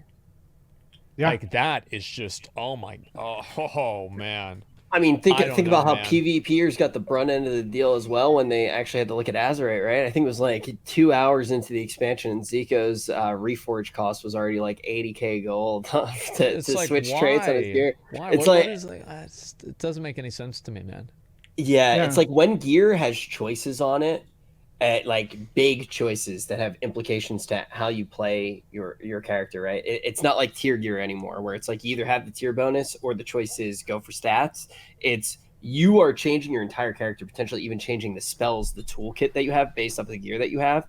Having a situation where once you've already unlocked that choice, that it's then gated, protected by something else, whether it be a gold sink, whether it's actually farming the piece multiple times, whether it be a quest line, just doesn't make sense in the way that the MMORPG works in my mind. Once you've unlocked that option, it should be unlocked. Here's another question. I saw this in chat. Somebody actually reminded me of this. How do you feel like the lag problem that you famously made the video on, that I loved with all the dice, how do you feel like the lag problem is going to change in Shadowlands? Well, seemingly we haven't seen stuff that's... I mean, a lot of that was based on devs of other MMOs who were contacting me privately. And that's what their opinion was. It's hard to say. We haven't seen a lot of proc stuff. And if they're making gear is gear, and we're not seeing Twilight devs on top of endless mini buffs. We're not seeing any of that stuff. They're saying gear is gear. It should be more like classic in terms of gearing, which is a great thing. So we should have those prestigious items back again that people want and are happy to get, and maybe don't want to transmog because they want to show it off. So I'm really hoping we see that. But so far, it's hard to say, because there's some days we log into the alpha, there's less than 5 people playing, and we can't even get a dungeon group together. So until we get more and more people, it's hard to say how that's going to go. I would like to sit here and say it's going to be fine, but I don't know that, because there's barely anybody playing after the first day of new stuff. There's a lot of journalists around. Then you'll see the recognizable faces. Ted's been doing a lot, and Towley's been doing a lot. But other than that, people tend to check in, try their one class out, and if there's been no changes, they don't even bother at all. So. Yeah, I mean, admittedly, that's what I do. I'm kind of worried about that because nowadays I've been doing 5-man groups, and even in like a 15 versus 15 BG, 10v10, I'll experience lag. Oh, yeah. Like, it's actually insane. Like, at this rate, if they don't fix it in 2 expansions, we're gonna lag out whenever we have a duel. You know, it's like, oh man, don't summon your pet. That's gonna lag us out. I'm worried about that, man. I certainly am. I think that scaling down like the numbers and everything will hopefully help, but it's hard to say. Yeah, it's hard to say, but it's hopefully we're not seeing anything like Azerite. Like as soon as Azerite was announced, it was like, oh my god, everything's a little mini proc of power and all that kind of stuff that I don't care about. I can't tell if it's happened or not because it's all happening all the time. It's just like fireworks being fired out of your character because he exists. We're not seeing any of that so far in the Shadowlands. Yeah, well, it's not even like fireworks. It's like you just light up the entire stand. It's like you have some things that are just blowing up, other like little tanks, you have the little chickens that are screaming, and like everything does a certain little amount of damage, and you have no control over any of it. And most of the really good ones had like no visual. That was the funniest part about it. It was like all the shitty ones had these crazy particle effects, and then the best one, it was like, I have no idea when it happens. I just look at the damage meter after, and I see that it's my #1 damage. It was... I think that definitely we're in a situation now where it's very unique, where even just looking at the Covenant abilities, you look at pretty much all of the Covenant abilities and say, wow, we're getting some of the best new skills that we've gotten in the game for a really long time. So good. But like, literally, we know it's up, so we go and play Shadowlands. Like, So, not for videos or anything. Like, some of them are so fun to play with. Yeah. Like, okay, I'm going to go play that. I'm going to go do a Torghast run just for the hell of it, because it's so fun. so how would you like to see them change Covenants? I feel like I say, we haven't put them on blast for this. This is the first time we've really talked about it, and they might work it out. And I want to be clear on that. Like, I'm not blasting them for Shadowlands yet. They might have this sorted out. The history says they haven't, and it also says they don't have enough time to do it. So for me, I don't think they have much choice at this point other than to open it up, because this is a conversation that's happening internally with a lot of guilds. You're going to level to level 60 and then stop playing. And you're going to start leveling your ult. You're absolutely not choosing your Covenant on day one, because they're going to have to alter something, or the chance of them having to nerf and twist it very quickly is really high. So you're just going to level to 60, stop playing, go and play an ult. Everybody I know have spoken to is definitely going to be multi-boxing if things stay the way they are. We already have a guide and people discussing on our Discord of the multi-box setup you're going to need, because if you're raiding seriously, you're going to need 4 characters. Our guild has MDI players in it. They can't afford to have a character that's tied to some sort of Covenant when they're doing MDI practice on live. So they're going to have another character that's the same one to counter that, because they enjoy different types of content. They like doing Mythic Plus, and they like doing raiding, and some of them like doing PvP. They're going to need a separate character. So that's what's going on right now. So the solution for me seems to be, you kind of have to open this up to make it choices, because there's no way, or it feels like that. And I'll be okay. I'll be the first to be so happy if I'm wrong. I was so happy, because it's no way this is balanced going live, because you've never been able to do it in the past with one of these systems, let alone the 5 you're trying to implement. And ratios aren't balanced either. No, they've never been able to get it right. It's as simple as that. They've never been able to get it right. So to say they've got, say, 5 months at this point, maybe less, to nail 5 independent systems. And the problem is as well that the way it works is if they tweak something with classes, right?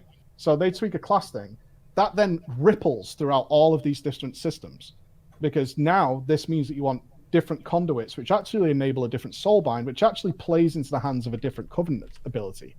So every time they tweak something down here, it's like all these cogs start turning, and it just goes down the line, where it can end up with a big problem. It's like the butterfly effect. You change one little mechanic, and then it actually reduces somebody's damage by 20%. Exactly. So everything, because it's so tied in with this idea of locking you into the abilities, and as far as I know, absolutely no one wants people to be able to swap Covenants freely. Nobody wants that. People want to choose the Covenant they enjoy. But, and also as it stands right now, there are Covenant abilities. So if you're somebody who enjoys, say, a warrior, you like DPSing, but you also like doing a bit of tanking, there are Covenant abilities that are really good for DPS, which are also terrible for tanking. If you're a shaman and you like playing, say, enhancement, but you also like doing some Ellie and Resto, there are Covenant abilities that work for Ellie, but they work, the same one works really badly for enhancement, like terrible. And you're in that scenario where it's like, am I being punished because I enjoy playing my class? Because it feels that way. Whether they, some people are saying, oh, well, you made that choice. Like, yeah, but it's a shit choice. I don't see why I enjoy playing my classes. Yeah, it's like having wrong choices is not really something that's good. And I don't like the idea. I think Blizzard kind of like invented this idea for themselves that a game isn't an RPG unless you have these irreversible choices. And it really kind of annoyed me whenever they said that, because that hasn't really been the case in the game really at all. Thank you. Yeah, I couldn't believe Ian said that, and how many people bought it. Like, well, if we can't make this choice, that we can't. If we've reached the point, what did he say? We can't reach the point. If we can't reach the point where we failed. I'm like, you never had this. Ever. Yeah, this has never been a thing. Like, the only irreversible choices that you make are at the character select screen. That's it. Everything else you can always go back and do again. Respecking, even in classic WoW, is very accessible compared to what it's going to be like to switch covenants. And I'm very worried about this because they've never done this correctly before. You had the Legion legendaries that were not balanced. You had the Azerite gear that was not balanced. You've had classes in general that are also not balanced. You had, let me think besides that, like artifact weapons. The Nether Crucible even had to be altered. We went through everything. We were like, when have they ever got this right? And never. And that's not to say they aren't trying, and no one's crapping on Blizzard, but you've never been able to get this right. Why not artifact weapons, you promised us you would never change. You wouldn't change the artifact weapons, right? Because we had the whole thing when we started Legion. But once you chose the one, and if you were going to choose one that's best, then that's where you're going to go. And we're not going to alter them, so your choice is safe. Don't worry. Yeah. And it was a week into Legion, they nerfed the rogue one, and everyone had to re-roll. And it's like, yeah, we've tried this. We've tried it before, and Shadowlands looks so fucking awesome that it feels like it's got the dagger of Sargeras dangling over it. And as far as I can see, no reason. There's no justification for it. The Covenants are awesome. The stories are awesome. And RPG-wise, I love where they could go with it. It does not need to go this way, where people are like, oh, okay, day one I chose Venthia because Mike's been I've been banging on about the Venthia teleport, blah, blah, blah, blah, blah. And then they were like, okay, we're taking that out of the game now a week later because it was too powerful in X, Y, and Z content. And now, thanks very much. Yeah, it's also, I mean, you think about the other games that they used for examples, almost all of the other games, like Dungeons and Dragons, you usually play that with your friends, and you're not playing Dungeons and Dragons to min-max. And a lot of the other RPGs that you play, you're playing them solo. So if you make a bad decision, it doesn't really matter because you're the only person that really sees the consequences of it. Look, I just spent 50 hours already with McConnell playing an RPG recently. It's not an easy game. I've been playing Divinity with McConnell. You can respec. You can respec in that game. Like, the thing is even in RPGs, realistically, a lot of those changes, you have the ability, like, you still feel like you're in a game and you can explore. I mean, you're going to get in places where all of a sudden you make a decision and it's terrible and you think it's great. And you're like, wow, McConnell, I love the fact that you can turn your arm into a dick arm and you're like slapping people with your dick arm. I want to have a dick arm too. And you got two dicks waving around. And you're not able to do anything with it. It just doesn't, it's not what you need in the game in that situation. So you go to the mirror and you change your build. Having stuff get these abilities are incredible. I want to try all these different abilities, and having the game be locked behind barriers like this and not to be able to fully experience it is kind of a bummer. Like, I am excited for Covenants, like Preach started to mention, for a lot of the RPG aspects of them. Like, I imagine I would love to play 4 different characters to get all the different pieces of the story. And I think that that's fine. That's an exciting thing to want to do, to actually go through on a shaman, a hunter, a warlock, and like all of these different things and experience the game in a completely different way. Yeah, class order halls, exactly. I tell you what blows my mind is they're very against you changing the Covenant, right? They're going to allow you to move from one to the other easily, but you can't go back. But there's stuff in the game which feels like, why aren't you encouraging this? Like, for Bastion, which are all very angelic, right? And you got Bluther and stuff. Yeah. But there's these fallen ones that have a much darker angelic armor. So why haven't you done a thing where if you like cap your soulbinds with Bastion and then you go over to, say, the vampires or the necrolords, that you unlock the title The Fallen and you get this fallen angel armor transmog? Really encourage, certainly like in the more if you're thinking about the casual players, a lot of stuff to do there. instead of being like, no, you're not allowed to do that. It's like, Play why? Like this, if you want to be a necrolord that goes over to the Venthyr, you could have all these combos of things with titles and cosmetics that involve you going, and then you can have a slightly different story twist if someone betrayed the Bastion people to move over to the vampires, and they get some like story quests to make that happen, like they do in several games. Like if you think about Skyrim, if you want to swap around, they have a story quest to change your allegiance, right? That's how they do it. They make it part of the game. And if you, I'm so lost as to why they've gone, we're doing this, and we're not budging on this. And I'm like, why? I don't get it. It just feels like you're trying to die on a hill that you built for some reason. I bet what it is, man, is they sat there in their fucking their brainstorming room where they just sit in a room and they just fucking talked each other into this. And now, you know, that the idea is out and everybody's denying it. It's like, oh wait, everybody doesn't like the idea that we've just spent the last fucking 6 months patting each other on the back for coming up with. And I think that's the issue, is that they have this, you know, very strong idea of their vision of the expansion. And that's one thing that I think could really hurt the game. And it's the same thing also, ironically, that happened with Azerite armor. Their vision for Azerite armor ended up being a limitation on people's enjoyment of BFA because people didn't play the game the same way that Blizzard envisioned them to. And designing the game around that didn't make them play the game. And I remember Rich said something that I completely agree with. He said that you don't design games to change human behavior. You design games to play into human behavior. And I think that's kind of what's ended up happening with BFA and Azerite armor. And then also, well, at least before they kind of, I guess, like gave in to the community to an extent. And also now we're seeing this with Shadowlands again, where they're trying to implement a system that's completely not informed by the way that players play their game. It feels just right now. If I was just to take a snapshot of Shadowlands right now, it's like this looks like it's going to be the biggest train wreck ever, and I don't want that to happen. They might, you know, next week could be a patch where they're like, yeah, you know, we've actually worked this out. It's pretty good, but we've been running some rough numbers right now, and it's really, it's so far out there.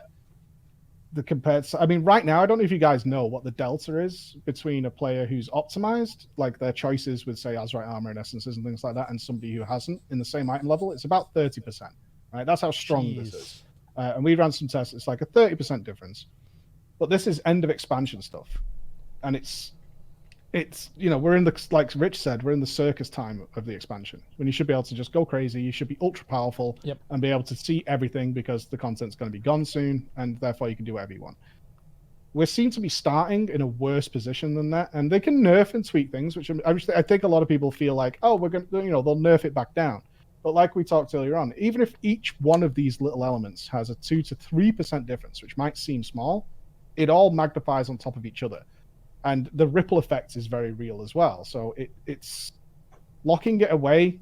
It feels like you're just a recipe for disaster, and it makes the whole game broken for casuals and otherwise. And that's the sad thing. We're inevitably starting on a bad foot, right? When you talk about that the circus kind of element at the very end, I think at least anecdotally about stuff that happened towards the end of expansions. How many times did you have a player who wasn't really able to play the game as well earlier in the expansion, all of a sudden now have the accessibility of gear, have the accessibility of all of these things, and start playing with new people, and then all of a sudden they're in the raid group and you made a new friend? That was one of the things that you saw happen at the end of expansions.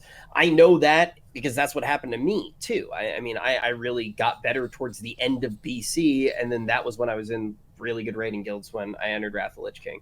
And the other thing that happens all the time is you see players, you know, messing around with an alt. It's like, oh yeah, I'm gonna play my elemental shaman right now, and they love it and they have so much fun, and all of a sudden they roll a different character the first time around. There are these little things that when you take that victory lap, it changes your perspective on the game, and then you're excited to go into the next expansion, not going in already tired and already defeated. So it's going to have an impact no matter what. I mean, I could take a page out of Asmon's book, I could grab the tinfoil right now that's next to my desk, put it on my head, and say, I think that they are purposefully making this expansion as terrible as possible to try to make the beginning of Shadowlands look better, because at times it just feels like there's nothing else to think than that. And I've said it to you many times before, Preach. You've laughed at me pretty much every time. But at a certain point, I'm just like, why on earth are these decisions being made? And it does feel like that. And when we actually do look at some of the stuff going into Shadowlands, I just feel like I don't know how many times we're going to have an expansion where the features that are on the box, when they start announcing them, they will just, like you said, die on that hill for them over and over again. It's happened so many times. It's always the feature that's on the box, the main shipping feature, that is the thing that ends up destroying the expansion, right? Like islands and Azerite were like those big new awesome features that you're getting, and it was like, yo, we don't want them, and they're like, you're gonna finish your vegetables, and it was like, no, we don't want them, give us the old game back, and then they just keep doing it. It's always that feature. Brought up islands, man. I don't want to hear that word. I don't think islands are that bad, but I don't care about just basically tabbing out and mindlessly farming something while I'm watching a YouTube video on the second monitor. I mean, you have to remember, this is the same guy that's farmed out, a bunch of useless transmog, like an offhand dagger that I'm never going to use on my warrior, just so I can get completion on a third-party add-on. It's like... you ever fought to do them or felt forced to do them? Do I what? Islands? Fuck that, no. Yeah, I think this is where the difference comes from. Well, I guess for the mounts, but I mean, that wasn't time sensitive in the same way it was for you as a raider. It's kind of like what you're saying, right? I think that's why, certainly amongst the raiders, islands are such a dirty word. Is that out for us, and I have this argument a lot because there's a few of my friends who are very casual, and they're always telling me, well, you didn't have to do it. It's like, you don't understand that literally our armor doesn't work if we didn't do it. Well, that was the funny thing, is I remember you made the video, this is before a Battle of Dazara lore came out, and you found out that you would be able to actually unlock all the traits before BOD came out, and then Blizzard found out about that, and they just added +10 onto it, so you had to unlock the same shit that you had before. I remember that. Yeah. Dude, do you remember when you would get a new piece of gear, and then you would have less rings unlocked? Exactly, and that was the problem we had. And then, as I was talking about earlier, like the two issues with the way it looks in Shadowlands right now is either it'll be a complete stomp, or they do exactly what happened in in Eternal Palace, which is that they went, oh god, they've all farmed benthic gear on alts, and they have all the gem slots and all that. They've all done that, and then people got to Lady Ashvane and were like, okay, they've designed the raid around people having that. And what you saw was that all these guys who were like, no, I'm not fucking using alts to farm pearls. And why would you do that? Like, that's crazy. Just hit this giant wall because, of course, they designed the boss around having it. And that's the situation we end up in, is the content we enjoy is tuned around having all this mental stuff. Now, if it stays as it is in Shadowlands, how hard those bosses are going to be compared to people who didn't do it, that doesn't even bear thinking about right now. I'm going to sound really negative right now for a second, and I don't mean to, right? Like, listen, I do want to be constructive. Big shout out to McConnell, first of all, because I've been playing games with McConnell for like the past, every day for like the past week or two for like 10 hours a day, and it's some of the first times I've had fun playing video games in so long. Like, because McConnell just, I don't know. I've had an absolute blast with him. Stroke his ego too much. It's gonna get like, oh jeez, I'm dreading tomorrow now. No, he doesn't smoke from here. He doesn't, dude. He's not like that. It's not like it when we just chill and play games, man. Oh, sure. It's okay. You let it out, Rich. No, I think I don't know. I think Asmon brings out the toxicity in McConnell. McConnell's he's the most relaxed dude ever. Yeah, man. Who told you that, McConnell? Yeah, he told. But McConnell and I have been having an absolute blast. For some reason, we decided to play Diablo yesterday. I'm sorry. We decided to play the new Diablo, and like I don't know how many hours in PoE, right? Like, I'm a grinder. I will play ARPGs until my fingers fall off. McConnell and I were playing Divinity before that, which is a super, like, we literally have 60 hours in Divinity already at this point. And I went on to Diablo, and instantly I start mauling like I was playing WoW again.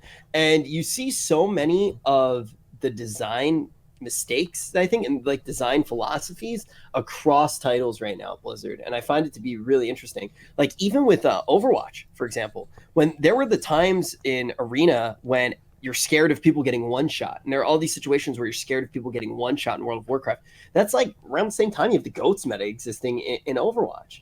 You look at Diablo and you look at some of the gearing that actually exists in Diablo, and some of the mistakes are mirroring things that are happening in World of Warcraft. It is very wild to me to see the same mistakes happening across titles, and it starts to make your mind making the same mistakes. It's interesting, right? Like I don't know exactly where to go with it, but it makes me a little bit more scared as you go into a new title, right? When you're really seeing it, right? It's just confusing to me. Like, why set yourself an impossible goal? Why?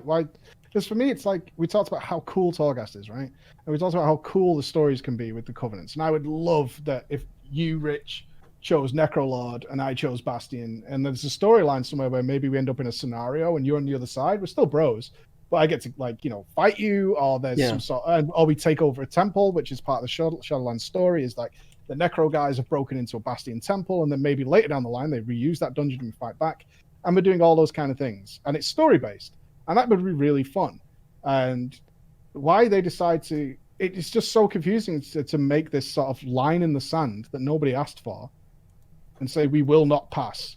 I'm like, why not? I don't get it. Like, why are you going to spend months trying to work out all the details of this stuff? How much time is being thrown in development-wise into making this system work? For what purpose? We have to make this work so we can fulfill this artificial constraint that we invented for ourselves. Oh, okay. Yeah, that makes a lot of sense. Okay. But you've never got it right in the past. We're okay with that. But this time it's different. For the most part, we'll find out what's best and we'll go that way. That's cool.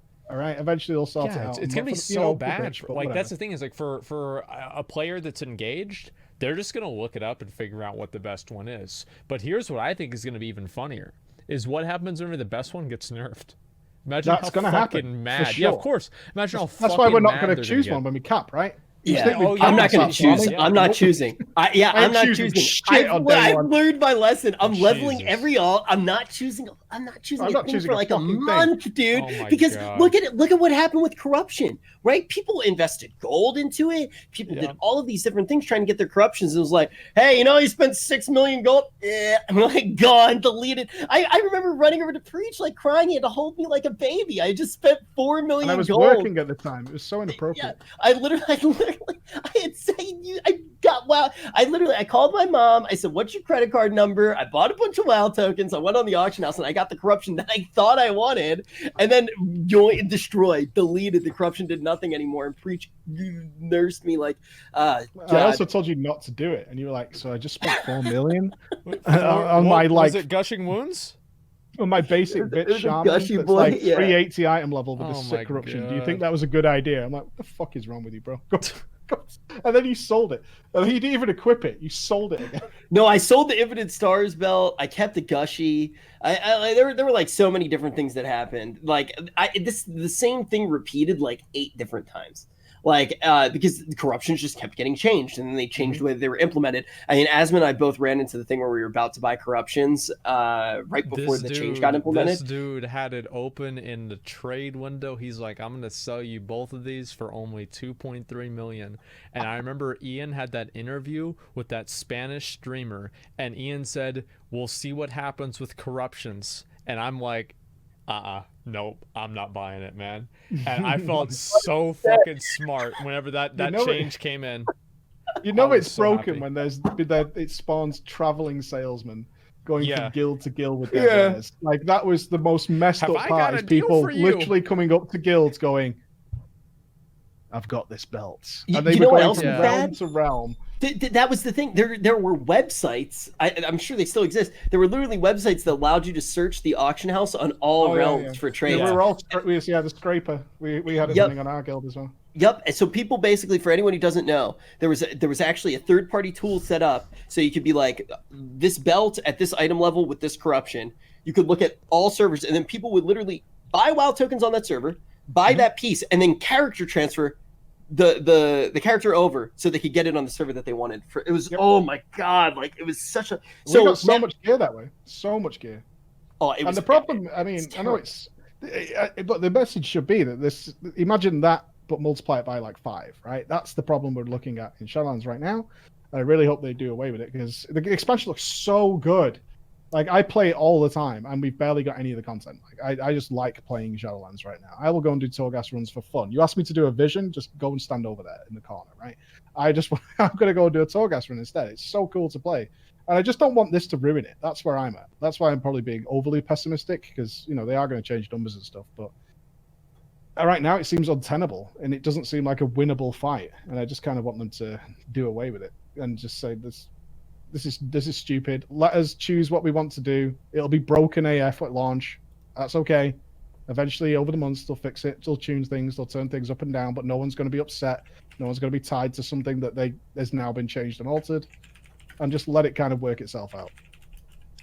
I agree with that. I mean, I want to see them just listen to the community with this. I really feel like if they can come to a middle ground with the Covenants, especially, and the player base, that we can actually see some genuine, you know, quote, old Blizzard. You know, that's going to be like my main fucking test, man. Rich, you want to do some questions? I know people probably have a ton right now. Nope. Yeah, dude, let's do it. All right, I have one right here. I just perma-banned somebody in everybody's stream. I saw that stupid ass bitch. That dumbass. I scrolled up, I looked at his logs while I saw you looking on the other screen, man. I'm looking at his logs. Dude, I think this guy wants to have sex with me, dude. Yeah. He watches your stream and all he does is talk about me. He's the one, man. You found him. Yeah, he likes you a lot. Here's a question that I think is really good. How do you Preach? I'm going to ask you first. How do you feel like item level scaling is going to be? Because obviously in BFA, I mean, like, what are we at like now? We started at 340 for Mythic normal, and now we're up to 485. That's a lot. Yeah. I don't know. We have to see how it's going to be in 6 months' time. You would like to say they've learned a lesson from it, but we haven't seen that yet. How would you like to see them fix it? How do I like to see it? It actually doesn't make a big deal at this point in 8.3. I don't know if you guys know that. We did some tests of like a 10 item level difference. There's like practically no difference, because it's all about the rental shit that you have on top. It really doesn't matter between like full mythic gear and say a just about heroic gear guy. It's all about the corruptions and the essences and shit like that. So item level doesn't mean a whole lot right now. I mean, you should be more powerful. I like it gradual, and I imagine most of us who are a little bit old school like it that way. So that the difference is just incremental, and you get stronger and stronger and stronger. But it's not. I don't like my gear being instantly obsolete when a new piece of content comes out. It feels like you wasted your time getting the gear, doesn't it? Like, we raid Mythic, we kill the hardest bosses in the game that they've ever been made. Certainly this expansion, you know, and then it's like, oh, it's 8.2 now. World quests are better. Yeah, your world quest gear. Yeah, I think that's awful, because like I remember back in BC, like if you quit in tier 4, you could still come back and work into tier 5. You just kind of picked up where you left off, and now. But the worst part was when you get the reset, and then you got to farm all new gear because it's all obsolete the day that you log on. The patch comes on. The worst part was that you had to farm the same piece again. Oh yeah, it's literally the same piece Harlan's loaded dice again. Yeah, this expansion was rough, dude. We found it really hard for some players to be like, okay, we killed, say, Gahoon. Why would we bother playing anymore? And because we know that we're going to, like, there's going to be that new raid coming. One, world quests are going to be moved up to Mythic raid level. And you're going to have to do Mythic Plus anyway before the raid starts, where if you've got a guild group, you can fully Mythic Plus gear out pretty much in a couple of days.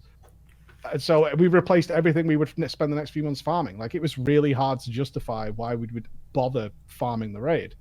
If it wasn't for the case of we like playing the game, you know what I mean? That's what it kind of came down to. Then it's hard to justify when it's like that. So small incremental. I mean, if now gear is gear, like I said earlier, I really hope to see items that look and feel like this thing. Right? Oh. I don't want to transmog this when, you know, if transmog was in the Burning Crusade, I ain't transmogging this when I got it. And that's what we want, is those big standout items that are visual from a mile away. I have it and too. That you want to just be like, you want it to be like, look at, there it is. You know what it is. There it is. And I have it. Yep. Like, that's cool. Well, BRF Mythic gear. That's one thing. I don't want gear that I'm like, oh, I got that. Anyone got a transmog mount? Because it's not. Do you know what I mean? Because it's like it's so generic and stuff like that. So that's what we want. Is we want those ash candies back that you can just see and you're like, yeah, that's an ash candy. Like you see it in the BGs and stuff. That's what we want. You have a few of those items, like, and like I don't know about like now, for example, but like back in BRF, I remember whenever the Mythic BRF Warrior set came out, and I was the first warrior on my server to complete the whole set, at least minus the helmet. I remember this, and I would put on my entire armor that I earned from the current raid, and I felt fucking good about that. But You're getting shoulders. Because that was usually the hardest piece to get, right? In Kata, it was always the shoulders at the end. So I had a DK, which was the heroic set was all red, but the previous set was blue. So for months, I had all red helmet, the whole thing, and blue shoulders, like an absolute weirdo. In ICC? No, this would have been Kata. Tier 11. Firelands. If you want to get very specific, the Firelands DK set was red on normal and green on heroic. And then the tier 11 set was red on heroic and then blue on normal. So it's probably that one. I was the main DK at the time, but I know that I had the shoulders were the last piece I needed. So, but they were huge, right? Because I was an Orc DK, yeah. So my shoulders were enormous. So my whole character looked ridiculous until that day when I got the shoulders. That was a hell of a day. That was a hell of a day. Like that was so cool to actually see it on my character select screen as well. It's like finishing your set and like actually looking really badass. I had the same thing happen whenever I got my chromatic boots and like in like classic WoW. And it sounds like stupid because chromatic boots look really dumb, but it's like in classic WoW, the dumber you look as a Fury Warrior, the more damage you're probably going to deal. And so I got look those at that boots. stupid AQ set, like yeah, like oh my god, this guy's gonna dumpster people. He looks like an idiot. Am I a bot man now? What the fuck? Yeah, exactly. Seeing your power is like a very, very impactful thing in the game, in my opinion. But I do want to bring up something else that Preach was talking about to kind of go back to the point of rating. I think that this particular tier made such an interesting phenomena for me, because when you look at the last two bosses, they have like pretty much, for most people, they have like two Azerite pieces that you want. They're just going to be the best Azerite pieces that you can get, and then maybe one other piece. And everything else, and this is a bit of a generalization, right? Like this isn't every single class, but like a lot of classes, like when you look at a hunter, for example, like hunter has that, like you want to get those two pieces. But then besides that, everything else you get from Mythic Plus, and you really want like one chase piece. Like you want your Skitcher bow and you want the ring from Hivemind. You can go in and do the ring and get the bow with Pug. It's not that hard. And a lot of classes have a phenomenon like that, where it's like, yeah, you want one trinket, you go in, you can Pug it. But those last two... and guarantee it. Yeah, right? Which is literally the meta now, right? Just get we do all runs the time. with like something like 16 hunters in or something. Yeah. and the thing is like that has become the meta to just get boosted, which I think is bad. But I think the other reason that it happens is because as a player, even a decent player, you look at the last two bosses on Mythic difficulty, and it's just like, man, it's not worth the effort. It's pretty much pointless. Yeah. We're not going to get it down. Why would I ever bother? It's like this unobtainable goal for two pieces of gear that you can just farm out somewhere else. And it's a very unsteady progression, and there are very, very unsteady rewards in the raid. And I've never cared less about raiding in the entire history of WoW. Well, there were bosses I didn't do for like 5 months. I never killed Rathian until after N'Zoth died. And I never did Hivemind until after N'Zoth died, because from day one there was no purpose for me being there. There was no loot for me to get. There was, there's no benefit for me being there. So let's just stack it with people who can get stuff, and it was totally pointless. And that's where Azerite armor should have won. Like I am an advocate of Azerite armor, was so close to being amazing, and if they built gear in raids that had effects that were really good in the raid, that would be awesome. And I really hoped Azerite armor would be that. So you get all the traits and stuff that are really good in the raid. They're okay outside of the raid. Not great, though. What you can do is go Mythic Plus and get a really good set for Mythic Plus. And you can do PvP and world questing. And they can have Mythic level world quest gear that's really good for being outdoors. And you build these sets. I would have loved that. I think that almost is bad too. Not to just straight up disagree with the idea, but like for example, like when there was the power gain in Uldir, I forget exactly how it worked. Like Matrix, the rearticulation. It was like one of those things where it was like, okay, I'm getting more powerful in the raid. The thing is like I want to be powerful everywhere when I'm playing the game, right? Like, why am I putting the effort into the raid to only be better at the raid, to do the raid more, to only be more powerful in the raid? When it's like back in the day, you know, I would go into the raid, I'd get really powerful, and I'd go into a battleground and I'd create an artificial sense of worth because I'd go into the battleground and I'd one-shot people. And I'd be like, I'm a legend. I'm pretty cool. I'd walk around school. I'd be like, hey, you don't know how fucking cool I am. Yeah, you don't know how fucking cool I am. Ashcondi. Like, that was the point. You know, you got the gear and then you decided what you wanted to fucking do with it. You didn't get the gear and then said, hey, I'm only good here, idiot. Like, you keep farming right here. You know what I mean? The only counter to that is I don't think regeneration is what I was hoping for. More like your spells do different things with like 20 people or 10 plus, you know, so different effects like that. And like Mythic plus Azurite would actually involve maybe changing how Bloodlust works or like Shroud works and applying different ways of using your character in that environment. There were a few pieces like that I thought were good.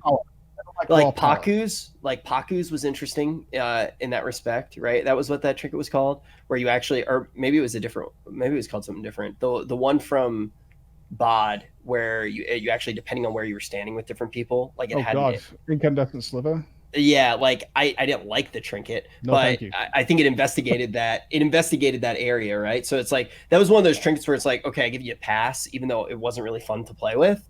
And like you give it a pass because it does try to dabble with stuff like that. But yeah, I just think it's one of those things. When do you think that the design of the last two bosses and how difficult it is on a mythic difficulty to have those last two pieces of gear, do you think it actually? I mean, I think a lot of people are just going to be like, casual, idiot, casual. Do you think that they're too hard? I feel like so many people just instantly go, there is no reason for me to ever grind towards doing this. The loot, even if I know it's my best in slot, there's just no point for me to do it. And then people just don't play the game. I don't think, I'll be honest with you, I don't know many raiders left who give a flying fuck what the bosses drop anymore. Like, really, like since Kill Jaden. Imagine like that Kill Jaden was the point where it was like, there's just no reason to do this fight. You know what I mean? And Gil stopped doing it. Like, loot doesn't mean anything. Certainly at that level, it really is kind of meaningless. You do it for memes at that point. And, you know, we do boost because it's realistically the best way of making gold right now. And we might run into Shadowlands and like some ridiculous trinket BOE exists that's like 6 million gold or something stupid, right? So we do boost. Just buy that, it's no big deal. Exactly, and people want mounts and things, and I also, like, I was against boosting as well, but there are people who are mount collectors who have no hope in hell of ever killing Mythic N'Zoth. No matter how nerfed it is, they have no hope in hell. What they can do is farm gold and get the mount collection, and that's what they want, and I'm totally okay with that. But we see people who come in and buy loot, and we don't, you know, for us, it's like, we don't really get it. Like... There's loot off the last bosses that no one would ever want, like the Manifesto of Madness. I think Turkey's using it in Midwinter, and I kind of want to poke him. It's good on Elemental Shaman. I mean, like, speaking of loot, what do you think of Master Looter? Do you want to see that come back? You know what I think about Master Looter. Yeah, somebody was asking that in chat. You know what's funny, though? Because DKs are getting two-handed back, and single-minded Fury's back, right? Unfortunately. So... We were talking that we might have the scenario where Warrior goes into the raid, kills the boss, two-hander drops from him. Everyone cheers, awesome. And then the next boss, the one-hander drops from him. But because they're different weapons, the way personal loot works, and he's never going to use it, he can't trade it to the tanks or whatever. Oh, yeah. And he's already got a better weapon than his friend and all that kind of stuff, right? So we probably are going to run into that scenario in the early weeks, and we're kind of laughing that that's probably going to happen at some point, and it's going to be super annoying for us to deal with. I don't know. I think loot makes us treating... I don't think it's good to treat your raiders like, your players like children, and it feels like that's what it is. It sure is. Another one here. What do you feel like? Obviously, Rich is super against the weekly chest. How would you like to see the weekly chest improved into Shadowlands? It looks pretty cool how they're doing it. Have you seen the vault in Ouroboros? I've seen it. It looks really cool. Yeah, I think it looks really good. The Mythic chest, I mean, it's hard to say. If you have access to no other gear, like high level gear, it seems like the most like reasonable solution to those guys who rely on that every week. I hope this system, the system in Shadowlands looks much better, where you're going to have choices of things to choose from that have been found from the dungeons. I think it's very gamey. It's a really video gamey system, but it makes sense. People, I mean, in one way, it certainly encourages playing alts. There's so many people I know who just do a Mythic 15 every week on alts just for the, getting a chest and getting some stuff, and slowly upgrade their characters. I think it's Mythic Plus is really unrewarding, by the way. After like a few initial runs, like it's one of the worst ways of gearing up, and that's unless you're stacking the group and stuff. It's really bad for gearing up, and the chest seems to alleviate that a little bit. Yeah. What do you hate about it? I haven't really heard people hate on the chest other than they get unlucky with it.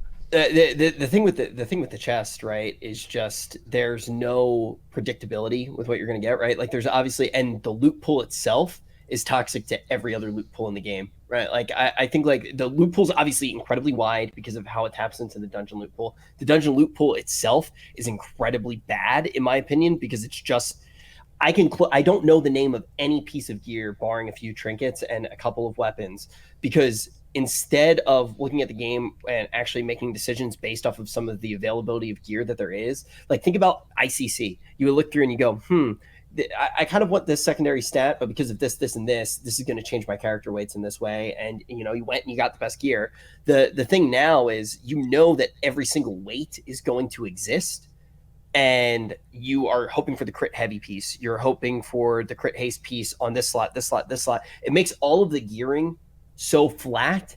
And then the only place to obtain it is through that completely random thing. And if you make it so you have the choice, obviously your chances of getting a reward become higher.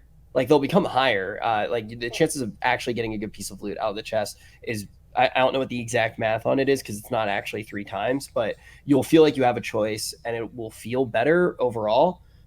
But the toxic loot table that's destroying the game, destroying raiding, destroying actually individual raids. Well, and it's also fucking stupid, dude. Like I've been doing the chest every week, every single week since the patch came out. I have not gotten a 475 Getaku Cut of Death. I've gotten I've gotten every single other two-handed weapon except that one. And it's like I even had one time I looted the jeweled shark splitter, which is the two-handed sword from Freehold that looks exactly like Getaku. It has the same tooltip, but it was the wrong fucking sword. I mean, you can take pieces out of it. Like you can actually take. You really dislike, right? It's not even that. It's the size. It's the size of the loot pool. I mean, you actually have to think about the size of the loot pool. There's never been. That's what I mean. The randomness, you can choose from so many different things. Yeah. I mean, you look at that. You look at that loot pool. Imagine and also there was a boss. Get it from that. You can only get it from that. Just imagine if there was a boss, right? Like imagine if there was a boss that could drop every single piece of loot for you on an equal stat weight. Or on an equal drop weight. Would that boss be exciting to do each week? It would very quickly feel like shit, especially if it was the only place that they could drop from. Like it's just like it's just so you don't have your brain can't do that math. Your brain can't look at the boss and say, "Oh, it's going to drop." And you know what? If that boss existed, it would still feel better than the chest because it wouldn't have the artificial buildup. You literally are building it up over the course of the week. One of the things that's so great about WoW is I take down a boss, the item is actually on the boss. It's not a slot machine. And that's one of the reasons that I think personal loot's so bad too, because no longer does it actually feel that way. Mentally, you are rolling a slot machine. Even if you're not thinking about it, the way that the loot is dulled out, it's a much more RNG thing in your brain. Subconsciously, you feel that you're simply spinning the slot machine. And that's one of the reasons I genuinely think that raiders they enjoy the raid less. They feel less like they're in a raid environment. They feel less like they've done something, taken down something bigger than themselves with a group of people. And if you actually took down that boss and it had the loot table that the chest has, I think that you would just be like, man, this game sucks. Kill it again next week at a much higher degree than you feel with the chest after you build it up each week and you have this ritual of disappointment. But the ritual of disappointment, it just has much further implications because the entire way that you approach loot is dramatically altered because of it. Do you think this is heavily magnified if that's your primary source of getting high level gear? Because I guess that's maybe why I'm ignorant of this. Well, it's Getaku. I don't expect to ever get anything out of the chest. Like it's what it's a residium farm as far as we're concerned. Mm-hmm. But get to then gamble again. Because you can't get a 475 from Mythic Plus, right? No, I have to do it, and the highest I can get from Mythic Plus is 465. Exactly. So like, which I know JB's been really outspoken about. Yeah, I don't. There's no way for me to get it, and Gedeku is the best PvP weapon. Like it just is. So this is the only way for me to get the best PvP weapon. Now, if it was just a really good weapon for PvE, I could just go and think, okay, well, maybe I can get carried through Mythic N'Zoth and get the sword from there, and it's not a big deal. But the fact that this is like the one path I need to take, and it's a 1 in 200 chance that I have to invest an hour into every week in order to roll the dice, it's fucking annoying. How do you? I mean, this is difficult territory. I'm sure Blizzard is, and this is. You have got a farmable piece of content, as we know. If you like what the Mythic Pluses do, if they have let's say suddenly something else is flavor of the month. Let's say a terrible player like Gingy, right, needs to re-roll to something useful, and they need to boost him. They stack it with all the same armor type. They run those dungeons in a day, and suddenly that guy has every single thing that he wants. And that's what those guys do, right? They gear a player in an afternoon. It's as simple as that. How do you manage that? And I know JB's had we've had some big conversations about this, because I'm kind of on the other side, whereas, yeah, 475 drops from raids, but I can only do it once a week. It's, there's a few items drop. This is too much loot, but we still have to swap it around. But Mythic Plus is literally spammable. Should it be accessible that way? Is it a case of, would you rather the chest didn't exist and the best loot you can get is just from farming Mythic Plus at 465? Or is it the fact that you can get 475 from the chest and you want that specific item, or just the fact that you'd rather be able to? You're fine with the once per week 475 if you don't want to do a mythic raid. It is the only but you'd rather lock it in to that dungeon or something like that. I think that the biggest problem is just the loot table, right? Yeah. I mean, like, you look at the loot table overall, for the way that Mythic Plus works, it's the same loot table for 2 years, man. Like, I just don't understand how. Like, it's just, that's not fun for anyone. I mean, imagine just like literally farming the same gear over and over again, because for some classes that is genuinely what it is, especially when you have the chest enable that, right? Like, the chest enables you to use a Harlan's loaded dice, for example, for every single patch of the entire expansion. I mean, as a warlock, I was using Balefire for quite some time. I used it for at least 1.5 years. And all of the moments when I got a Balefire, and I remember having a moment of disappointment. I was playing with my friend Toxic, and this is his name, not the way he acts. I was playing with him, and we were both playing Warlocks, and we were like, yo, bro, if that Balefire drops, I want to trade it to you. You're my dude, man. We're playing together. Wow. Whoever gets the first Balefire, it doesn't even matter. We'll get both eventually. Then it drops for him, Titan Forge for the socket. And I was like, yo, dude, can I get that? And he was like, item level's too high. I know I said I just can't even trade it, man. And I knew that I would never get that trinket. Then I stopped. I was never going to get it. I was never going to get that lucky. Howard! And then you know what happened? The new patch came out, and I got a better trinket than him. And it wasn't Titan Forged or anything. And I was just like, whoa, nothing I do in this game matters at all. And the gear's just not going to be interesting when you have a system like that where the seasonal rewards don't change. I think that the loot tables need to change based off of that. I think that the loot tables need to be cut down. You need to have realistic goals with it. The actual penultimate reward from dungeons should be more interesting as well. I've talked about this multiple times. I think with both of you, like, just different ideas that could happen, whether it's each season offers a different particle effect, whether a season offers an enchant, like there's a season journey that you actually have to go on to unlock maybe an enchant for your belt or something like that actually gives you a big power gain. And also there obviously needs to be a way to go back and do those. Like, if you're giving a big power gain, you can't just have that season stop existing 100%. But I think having big, juicy seasonal rewards and allowing people to beat portions of the game is a lot better than putting people on a treadmill and just rolling the slot machine for the same gear at higher item levels for 2 years straight. I do not like the game right now. I do not like playing World of Warcraft. I've played this game for 15 years. I don't disagree with you. I think it's such a difficult thing, because on the one hand, it's really cool that all our dungeons are relevant throughout the entire expansion. That is cool. And the different seasonal affixes to Mythic Plus have made that much better. So that they're varied, they move around, the way we do them is different. Some affixes are worse than others, we all know that. Can you change the loot tables in every single dungeon all the time for the sake of changing them all the time? I mean, you can. Is that better? in your opinion? Is that better? Is it just the fact that it was the same thing called the Balefire? Because I've had to farm, the same trinket multiple times. Don't you think it would be more exciting for new people if they got back and actually saw new things? Like, I could be wrong on this, right? But I genuinely would feel more excited to farm new gear. And that's one of the reasons why I think if the loot table is smaller, it's better. Like, I think if you look as, let's say that all the pieces are, in this example, 465, right? And the raid has, higher item level stuff. But when you look at the dungeons and you go, wait, me as a warlock, this is the only crit haste piece that exists for this slot. Even though it's a little bit of maybe lower item level, this is where I farm, and this is how my bis list actually forms. And you're looking at the thing, because honestly, when you talk about the replayability, it's an artificial replayability that's created by unobtainable goals and running on a treadmill and pushing a button for more crack like a little rat in a maze. Because you're not going to get the 475s, but people keep doing dungeons to get a reward that doesn't really exist. And there are a few people that hit the lottery, but you literally aren't actually playing for a reward. It's a fake system.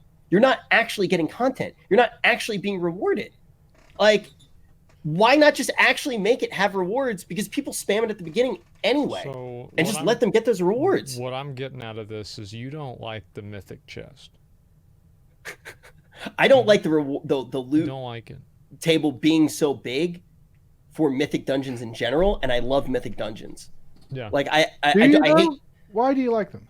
I like playing dungeons. I like 5-man environment. Like the only thing I like, if I'm listening to what you're saying, is I feel like this is part of the poison that I see in a lot of the community, is when you're doing content specifically to get either an item or just gear. Like, if you're playing WoW for just gear, that's where you get, at least for me, is when I see a lot of the bitterness around, certainly, pugging and group invites, is that when people are making dungeons and people are like, oh, you should give me a chance, it's not about my raider.io, is if you're playing just for gear, everybody else in that group is there to get you your item. That's all you care about. And it becomes really, that's where that system evolves from, right? I don't care who you are. I just want you to get me through my dungeon so I can get my item. And it feels like if you're just playing for that item, or you're just playing for gear, that this is where that comes from.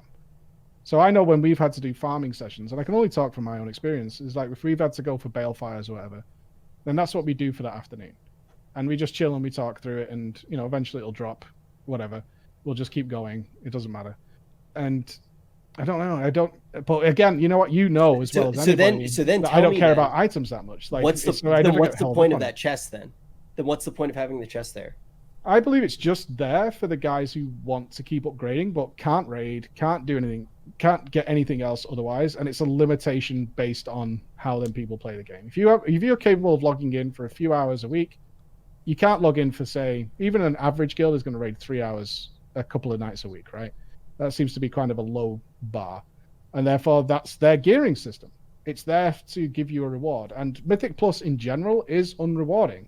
Like, if you're spamming Mythic Plus, it's not a rewarding experience. The loot's too random. It's around a lower item level. It's not that rewarding after the initial surge. It's really not. So they give you this bonus so that the least effort is you can do one dungeon and you're guaranteed a decent upgrade at the end of it. Certainly if that is your main looting system, then you're probably going to get something good. I think it breaks down entirely, like you just said, though, if you're looking for a specific item out of a loot table of hundreds of items. I think that's really where it falls apart. Is whenever you're just waiting for that one specific thing. Yeah. Like, Getaku is like a super specific example. Like, a lot of classes don't have this problem, but for me personally, it's really, really, really annoying. But it won't have to be, because next week I am going to get it in my box for sure. Well, look. Apparently you don't have Mail Muncher, which is hilarious. Yeah, he doesn't. But somebody must accidentally have it. It's funny. So I think that to take it a step further with what you're talking about, because you bring up a lot of good points. You know what I think mitigated against a lot of that kept people playing, even if they don't actually care about the gear as much, they cared about having fun, was having the ability to play on different alts in a group, get to experience the content in a different way. And you can't do that right now either. And like one of my favorite things was, and I am a loot driven player. Like I am the first to admit it. Yeah, right? that's where we always talk about it. Yeah, and like that is one of the reasons why I love having these conversations with you, because we both approach from completely different angles, and I think we find a lot of interesting common ground. One of the things that I love to do, I've always loved to do, is play with one of my friends on their alt, and then I get to play on my alt, right? And like switch things up. One of us sucks, right? And then they get a bunch of gear, and even if you're not getting the gear, you're excited about it, right? Like you have those moments where you're excited about your friends getting rewarded, and then you have like all of these characters, and it's a lot of fun, and it makes the content go on for a really long amount of time. It's not account sharing. Oh, that's not what he said. Why are they saying account sharing? I don't know. That's not what you said. That's not what I was saying. I was like, what did I say? Like, yeah, and then I get on Asmon's word. No, that's not what I'm saying. I'm saying that you have different alts, and you get on your alt, and then your friend is on their main, their geared main, right? Like switching the characters that you play, not actually switching accounts. But like that moment when you actually get to experience the content through a different lens, I think is always really rewarding as well. But when it's impossible because of some of those systems to actually have those experiences and see the loot table in front of you and actively plan that, that's when I think that some of that gets amplified. And then even taking the loot table away, when you just look at the type of content that is rewarded, I guess that doesn't fully take the loot table away, but that particular loot table away, when you look at a lot of the content that is rewarded right now in the game, I feel like it is very isolated content, and it's content that, like Asmongold mentioned, it's the content where you have a movie up on the other screen, you got one hand on your joystick, and I'm not talking about anything to control the game, and you just kind of are idly going through getting like these passive rewards, and you don't think about other people. You're not playing an MMORPG. I don't necessarily think that having content like that in the game is necessarily bad, but I think when the focus of power level and rewards are that way, like and Preacher, I think we always agree on this, even though you're not the type of player who plays the game for the rewards, there are a lot of people who do play the game for the rewards. I would never claim that to be the norm. Yeah. I think I'm in the minority massively. Yeah. I don't play this game for fun, man. I'm looking for that loot. Yeah, like I just never have. That's why I don't like those games. And I know I annoy a lot of my audience, like playing it. I left a Fit 34 gold bars behind in Fallout New Vegas the other day, because we don't need them, and I don't care. They're like, you can buy the mega weapon. It's like, I don't give a fuck. I'm fucking going. Yeah. Like, but I think this, this is a lot to unpack. I think because there's so many different elements. Like, how do you fix it? How do you twist it? Is it a problem in the first place? But it feels like the natural end of when the catch-up system becomes the gearing system, which it's not supposed to be. Like catch-up systems, you know what I mean? This feels like the natural end point is when the catch-up system, which is a good idea, allow people to catch up, eventually now just turns into the gearing system. Like so many players have got used to the catch-ups that now they go, well, I'm not going to fucking push because they're going to put some easy quality of life system in that's going to allow me to just get mythic gear for doing a 15, right? So I'm just going to do that. So it feels like this is the natural endpoint. It's like, well, now it's not giving me what I want. It's like, well, it's not supposed to. It's supposed to be a reward because you didn't get anything for the mythic dungeon that you did that week, and maybe you got something crap or nothing dropped for you at all. So here's something at the end that maybe you can use, maybe not. So I don't know. There's a lot there that I haven't experienced myself, so I'm kind of difficult to comment on it. That is so crazy when you look at it that way. The catch-up system actually being the system to gear, which it feels like it has been almost throughout the entirety of this expansion, right? Like it's just like, just wait, come back the first week, do the idle content, like get your mythic gear. Wow, you're best in slot. No reason to really play anymore. Don't actually even bother with the raid. Like so many of the moments where you would usually play with other people, it's just like, I don't need to do it anymore. Like somebody mentioned, like, wait, I noticed that Rich isn't raiding right now, and it's like, yeah, because I just pugged it and I got all the gear that I needed, and like you don't form the bonds as quickly when you're in a pug, right? Usually the reason why I end up raiding is because you meet a group of people, you start to create like that link to them, and all of a sudden you get just excited for somebody else in your raid group getting the loot as you do for you getting loot, right? Like I think we'll all be really excited when Asmon gets the Mail Muncher, for example. I won't. I'll be out of content. Yeah, I know you won't, but I think everybody else will. Right. And the thing is like, why? It's because we've watched that person try to, obviously it's a little bit of a different relationship because you're watching on stream, but we've watched one bald man try to get one worm for God knows how long. And when he finally gets it, do that? We got 3 bald men, 1 podcast. Thanks. Somebody might salute ASAP. Yeah, we could have 4 all at once, man. but yeah, I mean, the thing is it'll be like a cathartic experience for everybody when like Asmon finally gets that, and that's what guilds always felt like to me. It was like, even if I didn't get the loot the first time around, when the other warlock got it, it's like, damn, that's my dude. Well, let's see how much extra damage he gets. Hilariously, I mean, I'm not sure when we killed Nazoth, but it was a long time ago, and I'd labeled myself as Biss and Done in our spreadsheet of who needs what, because I total CBA. So I just put Biss and Done. And only today, actually, someone convinced me that I should really sort of get the corruptions and stuff if we're going to be farming this for a while, because it is a big upgrade. We could do it in a week, kind of. And I realized I'm not Biss at all, like miles away from it. There's loads of drops I need that have probably dropped me, and I traded away like 50 times. Yeah, but who gives a shit? That's the problem.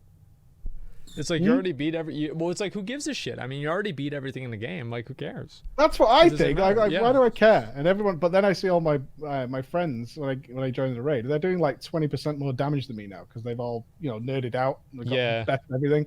And I'm like, fuck, dude. Like, well, now I'm like a pleb. This is in favor of corruption. I think one of the reasons that corruption is so cool, and the reason that I want to get Biss on multiple characters, is because it's unlike any progression system that you've seen before in the game, right? Like, I think it's really cool to look at a fire mage and go, wow, like, if I get full mastery... You give them credit. Don't you dare credit those fire mages. Any idiot can press Pyroblast for 10 seconds. I know. God. I did it. I tried it. It's fine. Even with it, like... But the don't thing be is, impressed. Don't be impressed. But I think that that's good. Like, not like, one of the reasons I think that it's good is because it's unique and it's not necessarily going to happen again, and it gets people playing the game, right? Like, how many people leveled up a fire mage because they saw like the all fire? Like, that's awesome. You know what you know what you used to have to do to get that gear? You had to play with other people, and then you have a bunch of people playing fire mages, and everybody has something to do. Like, and then I think also, like, the tank gear is kind of cool right now. You just slap people with tentacles. Hell yeah, it's metal as hell. Now you got tanks who want to go through and do content as well. And that's why I agree with you that just looking at the rewards is not the right way to look at it. But when you look at how cool a reward can be, I just think that the incentive should be playing with other people, because that's how you make friends, and that's how you make the MMORPG a healthy environment. Because alts are good. I think alts are really good, especially when you're victory lapping at the end of the expansion, because now everybody's playing the game. And yeah, you did beat it on your main, and yeah, some people will stop playing because they beat the game, but the people that stop playing are going to feel good that they stopped playing because they achieved their goals, and they're going to be excited for the next expansion, at least in my opinion, right? I don't have the calculators or whatever they have that they're spinning out the robot numbers with. But yeah, I don't know. Like, we're just spreadsheet, break line of sight, fun mechanic. I feel like you've been playing on your own too much, man. I think you've been doing these solo visions, and he's been sitting there just getting mad about the game all day on his stream. Like, he's been doing these 24-hour streams. Like, think about. I feel like you just need to go and do some like find a friend. Well, no, I play on EU. I'll sort you out. No, you know how I've been having fun again in the game? I've been RPing, dude. Fine, that's great. And I love it. I love it. Like, I've actually had a blast. But the thing is am I part of the problem? Yeah, dude. I'm an idiot. I'm a spurg. I care too much about the game. I'm not saying that that's not the problem, but this has also never happened to me before. And I'm not even playing the game as much as I did before. And like, I can play other games for like 80 hours and not get to those breaking points. And then I'm doing like this solo stuff with like really annoying stuff, and I'm even getting the loot that I want, and I'm still seethingly angry. And like my hunter is, like, for all intents and purposes, like, my hunter is pretty much full best in slot, right? Like, my hunter's in a great spot. I have what I need to controllably get that gear, and I just can't do it because I just don't. There's so much little enjoyment to it. I'll still log on, and you've not got a goal with it. Like, that's why gear in general doesn't make any sense to play for gear. It's like, what's your goal that you're gonna get? Is it just to be Biss? Is that it? Is that the goal? Is that a satisfying goal to have? I do, yeah. I mean, like, the fact that, like, once I get every piece of gear that's like 475 or 470 with like haste verse, that has the enchant with verse on it, that has the socket, that has the versatility gem in it, and somebody attacks me and somehow I heal, that feels fucking good. and like I'm done. And it's like if I want to go do something else, I can go do that. I can do whatever I want. And I think going and getting Biss is amazing. I remember I got Biss in Dragon Soul. I got Biss in Siege of Orgrimmar. And man, that was the last time I ever showed up to that raid. I was done. Like, I got that gear and I was so happy and I was out of there, man. And I was playing the game. Does that work for Rich? That's my question. Like, for you, that works. For me, that doesn't work. I don't know about Rich. Rich seems to be pursuing, I don't know. I'm in the middle. Are you chasing it for what reason? I'm in the middle. Like, I like getting the completely OP thing, and I actually don't mind farming after that and like playing with people. I actually enjoy. I always talk about it this way, and people make fun of me for it. I like when all of my characters are on the same server, and it's like my collection. It's my menagerie of like Barbie dolls, dude. I get them full best in slot, and I go on, and I would actually spend. I'm not even kidding. I'd spend like 3 hours just spinning my characters around, going down the list, just being like just looking at what I had. That's and then, you know, what'd you say? I've never given a fuck about my alts, man. Like, I only level up my alts to like farm for my main. Like, I've got my warrior and I just want him to be as good as possible. Like, my other characters, they have gear from Old Deer still. And it's like, yeah, guys, you got to help me. There's a trash mob I can't solo by myself. It's one of the, like, you know, the non-elite people are calling me a serial killer. Mobs. Dude, I literally, like, I used to, is this weird? I would sit in Ventrilo. I would sit in my guild's Ventrilo. I'd have all of my alts fully geared out. Like, these are some of my best memories. And I'd be sitting in character selection, looking at everything and be like, yeah. And then if somebody popped in Ventrilo and was like, hey, we need somebody else for Halls of Reflection right now, I'd be like, what do you need? And I'd have the answer. I like being that guy in the guild. I like having the answer. The Swiss Army knife, man. It's Rich. Yeah.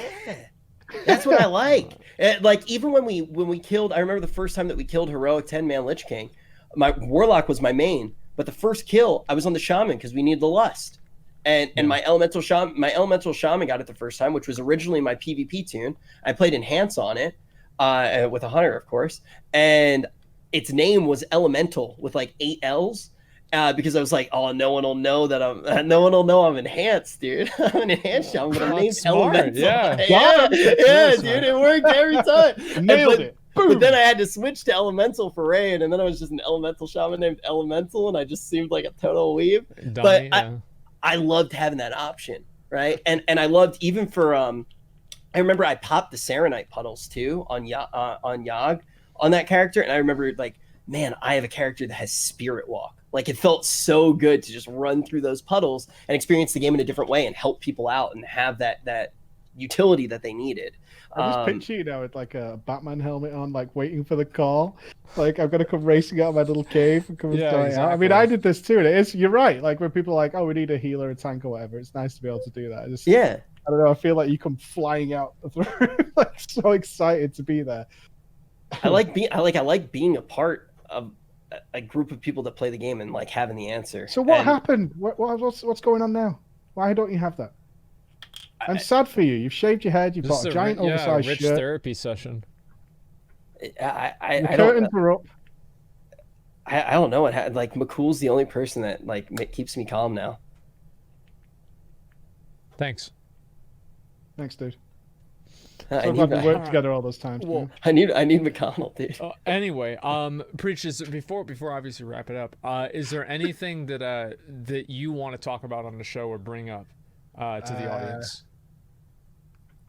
Nothing that we haven't really covered, I don't think. All right. Just that Shadowlands overall looks like it's going to be awesome, and I just really hope they fix this seemingly massive problem. But it's not a massive problem yet. There's still plenty of time, and we've got months to kind of work through it. So. Mm-hmm. That's my biggest fear right now. Other than that, like, everything looks awesome for Shadowlands. It looks so good. So much better than BFA. I'm very excited. I am nervous about the Covenant system, and I feel the exact same way that you do.